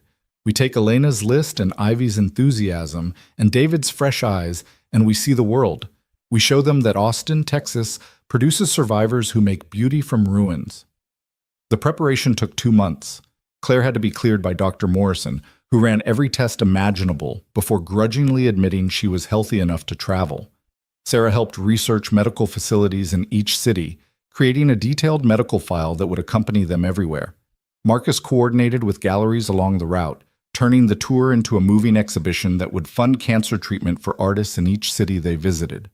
The documentary crew arrived a week before departure, 2 young filmmakers named Ben and Amara, who specialized in artist profiles. They filmed Claire in the studio, teaching Ivy about color theory while David watched from his bouncer, his eyes tracking the movement of brushes like he was memorizing the motions. "Tell us about the first Guardian," Amara prompted, camera focused on the unicorn dragon painting that had started it all. Ivy answered before Claire could. "I asked for it because Mom Elena couldn't guard me anymore. But then Mom Claire painted it, and it turned out she was the real Guardian all along. The painting was just how we recognized her." The filmmakers exchanged glances, recognizing gold when they heard it. They spent the next days capturing the family's daily life. Ethan teaching David to grasp rattles with the same patience he used for renovation work, Ivy and Claire painting side by side, family dinners where 3 languages mixed, English, Spanish, and what Ivy called baby babble. "You're not what we expected," Ben admitted on the last day of filming in Austin. "Most artists we profile are tortured, isolated. You're so as alive," Claire finished. "Trust me, I'm as surprised as you are." London was cold and gray when they arrived in November. David bundled in blankets Ivy had insisted on decorating with fabric paint. The Whitmore Foundation had provided a flat near the Tate with views of the Thames and space for Claire to paint. The first event was a private reception at the National Gallery. Claire stood before Turner's paintings, David in a carrier against her chest, feeling like an imposter until an elderly woman approached. "You're Claire Dawson Hayes," the woman said with a cultivated British accent. "I've been following your work since that first gallery show in Austin. Lost my husband to lymphoma 2 years ago. Your guardians, they helped me understand that protection doesn't always mean prevention. Sometimes it means accompanied suffering." More people approached with similar stories. A young man whose daughter was fighting leukemia. A couple who'd lost their son but found comfort in Claire's Phoenix Wolf painting. Each person had found something in her work that transcended the canvas. "You're not just painting anymore," Ethan observed that night, watching Claire nurse David by the window, London lights reflecting on the Thames. "You're ministering." "Is that what this is?" Claire was exhausted, the time change and emotions taking their toll. "Mom Claire is a minister of paint," Ivy declared from where she was sketching Big Ben at midnight, too excited to sleep. "That's definitely going in the documentary." The Tate Modern event was scheduled for their last week in London. Claire would paint live for 6 hours, creating a new Guardian while the documentary crew filmed and audiences watched. The pressure was immense, unlike anything she'd faced in her art career. 3 days before the event, David developed a fever. Nothing serious, the pediatrician assured them, just a cold. But Claire's mind spiraled to worst-case scenarios. She sat up all night, holding him, thinking of all the ways bodies could betray you. "He's not you," Ethan said gently at dawn, taking David so Claire could shower. "He's healthy. His immune system works. This is just a cold." "I know that logically, but my body doesn't understand logic anymore. It just understands fear." "Then paint the fear," Ivy suggested, appearing in the doorway with her sketchbook. "That's what you taught me. When feelings are too big, make them into art." So Claire painted fear, a dark creature with too many eyes and grasping tentacles. But as she painted, something shifted. The tentacles became arms holding, protecting. The eyes became watchful rather than threatening.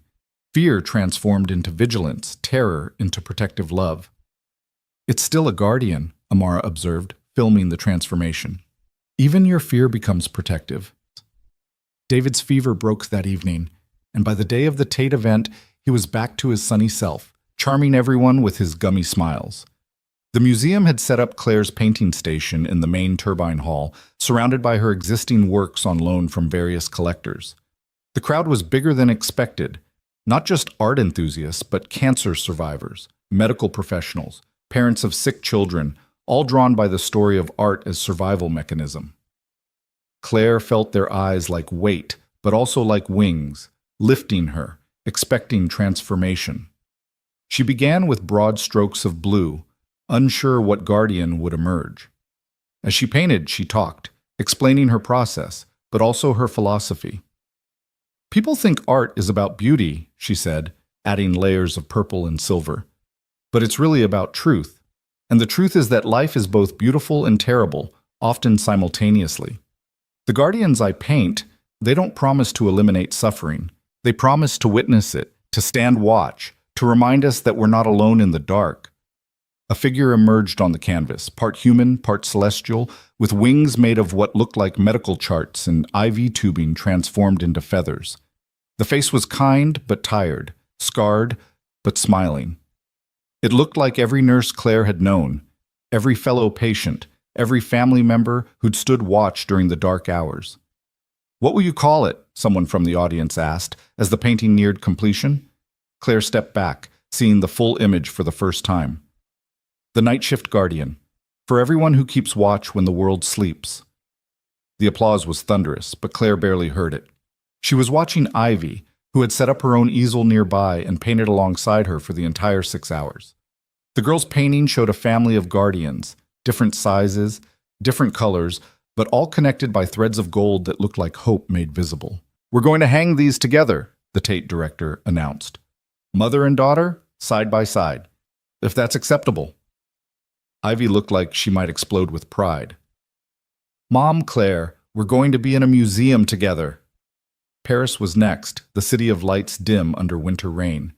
They stayed near the Louvre, and Claire spent hours in front of masterpieces she'd only seen in textbooks, David sleeping against her chest, absorbing art through proximity. These painters had no idea their work would last centuries, she told the documentary crew while standing before a Rembrandt. They just painted what they needed to paint. The lasting is accidental. The creating is essential. The Paris exhibition was at a small gallery in Montmartre, intimate where London had been grand. The audience was different too, more artists, more intellectuals, people who wanted to discuss technique and symbolism rather than just story. "Your use of water," a French artist noted, "it's like you're dissolving boundaries between states of being. Solid and liquid, life and death, hope and despair." "Water is honest," Claire replied through a translator. "It finds its way through everything, around everything, like life, like cancer, like love." Ethan had been quieter since London, and in Paris, Claire finally asked why. "I'm watching you become who you were meant to be," he said, as they walked along the Seine, Ivy running ahead, David asleep in the stroller. "And I'm realizing that Austin might not be big enough to hold you anymore." "Austin holds you," Claire said simply. "That makes it big enough." "But what if—" "No what ifs. We promised, remember?" Present tense. Right now, in this moment, we're in Paris. Our daughter is sketching Notre Dame. Our son is dreaming in colors he doesn't have names for yet. You're here, I'm here, we're alive. That's all that matters. Happy. Berlin, Madrid, Rome, each city brought new audiences, new stories of survival and loss, new connections between art and healing. The documentary crew captured it all. Ivy teaching German children to paint guardians, David taking his first steps in the Prado, Claire painting in the Sistine Chapel's shadow, while tears streamed down her face.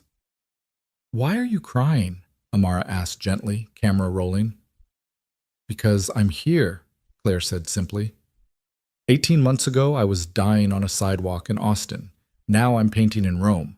The miracle of it is too big for my body to hold without leaking. The call came in Amsterdam. Dr. Morrison, his voice careful across the international connection. Your latest blood work shows some anomalies. Nothing urgent, but I'd like you to come home for tests when the tour is done. Claire stood in their rented apartment looking out at canals that had existed for centuries and felt time compress. There was never enough of it, no matter how much you fought for more. How bad? She asked quietly. I don't know. Maybe nothing. Maybe something. But Claire, you've had 2 years of stability. 2 years of miracles.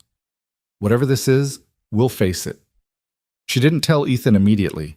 They had 3 more cities, Stockholm, Oslo, Seoul, and she wanted them unmarred by fear. But he knew her too well, saw the shadow pass over her eyes. Tell me, he said that night after Ivy and David were asleep. So she did, and he held her while she cried. And then they did what they'd learned to do. They kept living, kept moving, kept creating, because stopping meant letting fear win. Stockholm was a blur of white nights and guardian paintings finding homes with collectors who understood that art was medicine by other means. Oslo brought a surprise. Sarah had flown in to see them, to check on the boy her marrow had made possible. He's perfect, she said, holding David, who at 9 months was babbling constantly and trying to eat paintbrushes. He looks like you when you concentrate, that little furrow between his eyebrows. He looks like life insisting on itself, Claire said, like proof that bodies can create as well as destroy. Seoul was the final stop, and the most overwhelming. The audience was massive, the interest intense. Korean families who'd lost children to leukemia, artists who'd found inspiration in the Guardian series, collectors who saw investment and meaning in equal measure. Claire painted for 12 hours straight at the Seoul Museum of Art, creating the largest Guardian she'd ever attempted. It was a tree, like the one in David's nursery but more complex. The roots were visible, tangled with bones and medical equipment, transformed into something life-giving. The trunk bore scars that looked like Korean and English and Spanish words for survive. The branches held not leaves but small painted panels, each one a tiny guardian protecting something specific. A child's laugh, a couple's first dance, the smell of coffee on Sunday mornings. It's everyone, Ivy breathed when Claire finally stepped back, exhausted and exhilarated. It's all of us, isn't it? We're all the Guardian tree. The Korean press called it a masterpiece. The museum immediately acquired it for their permanent collection, but all Claire could think about was going home, getting tested, finding out what new battle awaited. The flight home was 20 hours of suspended time. David fussed, Ivy sketched, Ethan planned renovations for houses he'd see in 15 hours, and Claire painted in watercolor notebooks, small guardians for the people they'd met, as if she could protect them all with pigment and intention. Austin's heat hit them like a familiar slap, but it felt like an embrace. Marcus met them at the airport, his gallery van loaded with their accumulated artwork and purchases. You're international now, he said, grinning. I've had calls from everywhere. The Guggenheim wants a retrospective. The Whitney is interested in commissioning a series. First, I need to see my doctor, Claire said quietly, and Marcus's grin faded. The test took 3 days. Blood work, scans, a bone marrow biopsy that brought back all the old traumas. Claire painted through the waiting, creating a series she called The In-Between, guardians caught in moments of transformation, neither one thing nor another. Dr. Morrison entered the consultation room with an expression Claire couldn't read. Her hand found Ethan's, bracing for impact. It's not cancer, he said immediately. Not a relapse, not a new cancer. But Claire, your body is doing something unexpected. The markers we're seeing, they're consistent with an autoimmune response. Your body is attacking itself, but very specifically. It's going after residual cancer cells we didn't even know were there. I don't understand, Ethan said. Sarah's marrow didn't just rebuild your blood system, Dr. Morrison explained. It seems to have trained your immune system to recognize and destroy cancer cells more efficiently than normal. You're not sick, Claire. You're upgraded. Your body has become its own guardian. Claire laughed, sharp, surprised, almost hysterical. You're saying I'm accidentally cured? I'm saying your body has developed a mechanism we don't fully understand. We'll need to monitor it, study it. You might be the key to new treatment protocols, but right now, today, you're healthier than you've been since before your initial diagnosis. That night, they celebrated quietly at home. Ivy painted David's face with washable markers while he giggled. Ethan cooked Elena's enchiladas with Claire's salad and store-bought tres leches cake. The documentary crew, who'd extended their timeline to capture this moment, filmed from the corner, almost forgotten. "What now?" Ben asked as they prepared to leave. "The tour's over, you're healthy, the world knows your work. What comes next?" Claire looked at her family, Ethan washing dishes with David on his hip, Ivy explaining to the camera why purple was scientifically proven to be the best color. She thought about Elena's poetry journals, Sarah's brother's portraits, all the guardians painted and yet to be painted. "Now we live," she said simply. "We wake up tomorrow, and Ivy goes to school, and Ethan renovates a house, and David learns new words, and I paint. Not because I'm dying, but because I'm alive. The ordinary miracle, repeated daily." "That doesn't sound like much of an ending," Amara observed. "Endings are overrated," Claire replied. "I prefer middles, the part where life is happening, messy and beautiful and continuous." 6 months later, the documentary premiered at South by Southwest in Austin. Claire sat in the dark theater, holding Ethan's hand, Ivy on her other side, David thankfully asleep in his carrier. She watched their story unfold on screen, the sidewalk meeting, the gallery triumph, the transplant, the tour, all of it edited into something that looked like purpose when it had felt like chaos. But the part that made her cry was the ending Ben and Amara had chosen. Not the museum exhibitions or the international acclaim, but a simple scene. Claire teaching Ivy to paint while David played with brushes at their feet, Ethan reading Elena's poetry aloud, Sarah visiting with groceries, Marcus stopping by with news from the gallery, Rosa bringing her mother's tamales. The extended, impossible, beautiful family they'd built from ruins. The film ended with Claire's voice over a montage of guardian paintings finding homes around the world. "People ask me if I believe in God, in fate, in meaning. I don't know about God, but I believe in grace, the kind that appears as a stranger's kindness on your worst day. I don't know about fate, but I believe in choice, the daily decision to create instead of destroy.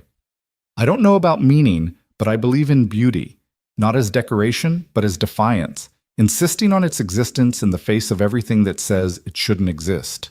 We are all guardians. We are all guarded. We are all painting our survival with whatever colors we can find." The lights came up to thunderous applause. Claire stood, uncomfortable with the attention, until Ivy tugged her back down. "They're not clapping for you," the now 12-year-old said with wisdom beyond her years. "They're clapping for the possibility, for the proof that broken things can become beautiful. That's bigger than any one person." Later, at the after-party Marcus had insisted on throwing, Claire found herself on the gallery's back patio, the same one where Ethan had told her to focus on fighting before thinking about love. 3 years had passed since then. 3 years of fighting and loving simultaneously, of discovering they weren't mutually exclusive but mutually reinforcing. "No regrets?" Ethan asked, finding her in the dark, David asleep on his shoulder. "One," Claire said, the same answer she always gave. "Still wish you'd fallen in front of me sooner? Every day, all those wasted healthy years when I could have loved you without IVs and terror and exhaustion. But then you wouldn't be you," he pointed out, "and I wouldn't be me. And Ivy wouldn't have 2 mothers' wisdom braided into her art, and David wouldn't exist at all." "The cosmic arrangement of suffering and grace," Claire murmured, remembering Sarah's brother's philosophy. "Mom! Dad!" Ivy burst through the door, paint somehow already in her hair despite the formal occasion. "There's a girl here. She's 15, she has leukemia, and she wants to know if Mom Claire will teach her to paint guardians." Claire looked at Ethan, who smiled. "Go," he said. "Go be the guardian you needed 3 years ago." Claire found the girl, thin, bald, scared, angry, trying to be brave. Everything Claire had been that day on the sidewalk. "I don't know if I have time to learn," the girl said, her mother hovering anxiously nearby. "Then we'll paint fast," Claire said, already pulling out the supplies she'd learned to keep everywhere. "But more importantly, we'll paint true. What do you need to guard? What needs guarding in you?" As the girl began to paint, tentative strokes becoming bolder, Claire saw the cycle beginning again. Art as medicine, creation as rebellion, beauty as proof that human beings were more than their biology, more than their mortality, more than the sum of their broken parts. "Will I be good at this?" the girl asked. "You already are," Claire said. "You picked up the brush. That's the hardest part. Everything else is just practice and persistence." "And guardians?" the girl asked hopefully. "And guardians," Claire agreed. "Visible and invisible, painted and human. The ones we create and the ones who find us when we need them most." The party continued around them, but Claire's world had shrunk to this moment, this teaching, this passing on of what she'd learned. Ethan appeared with water for both of them. Ivy set up her own easel to paint alongside the girl. David woke and babbled appreciatively at the colors. "This is what survival looks like," Claire told the documentary crew, who'd started filming again, unable to resist the scene. "Not just living through something, but living beyond it. Taking what tried to kill you and transforming it into something that helps others live." The girl's painting was rough but powerful, a creature part shadow, part light, wings made of hospital bracelets transformed into armor. "It's perfect," Claire told her. "It's yours. No one else could have painted exactly that guardian." "Will you sign it?" the girl asked shyly. "So I can remember?" Claire signed it but also added her phone number. "For when you need reminders that this isn't the end of your story. It's a chapter, a hard chapter, but not the last one." As the girl and her mother left, clutching the painting like a talisman, Ivy looked up at Claire with those eyes that saw everything. "You're going to teach more people, aren't you? Like, officially?" Claire considered this. The tour had shown her how hungry people were for beauty in their darkness, for permission to create even while suffering. "Maybe," she said. "What would that look like?" "Guardian workshops," Ivy exclaimed, already envisioning it. "In hospitals, for patients and families, teaching people to paint their protectors. Dad could build portable easels, and baby David could, well, he could be cute and make people smile." "The Hayes Family Guardian Project," Ethan said, testing the words. "Art as survival strategy." "We'd need funding," Claire said practically. "The documentary is going to make bank," Marcus called from across the patio. "And I know 12 collectors who'd fund this yesterday." Claire looked at her family, chosen and born, extended and immediate, and saw the future spreading out like a canvas waiting for paint. Not the future she'd planned as a young artist, not the future cancer had tried to steal, but the future that had emerged from the collision of disaster and grace. "Yes," she said simply. "Yes to all of it." The stars were bright over Austin that night, despite the city's glow. Claire stood with her family, surrounded by art and love and the impossible made manifest. 3 years ago, she'd been dying on a sidewalk, watching her paintings scatter in the wind. Now she was teaching others to paint their way through darkness, proof that sometimes the universe did answer desperate prayers, not with the miracles you expected, but with the ones you couldn't have imagined. "Tell us another story about the Guardians," Ivy requested, settling against Claire's side. "Which one?" "A new one we haven't heard yet." Claire smiled, pulling her daughter closer while Ethan held their son, the 4 of them standing together in the Texas night. "Once upon a time," she began, "there was a guardian who didn't know she was a guardian. She thought she was just trying to survive. But every time she painted, every time she chose creation over destruction, she was actually protecting everyone who would come after, showing them that the ruins weren't endings but foundations, that broken things could be beautiful, that love was the most powerful guardian of all." "Is that us?" Ivy asked sleepily. "That's everyone," Claire said. "Everyone who chooses to keep going, keep creating, keep loving despite everything. We're all guardians, baby. We're all guarding each other." As if in agreement, David reached out with his small hand, grasping at something invisible in the air, perhaps a guardian only he could see, or maybe just the light from the gallery windows painting patterns in the darkness. Either way, it was beautiful. Either way, it was enough.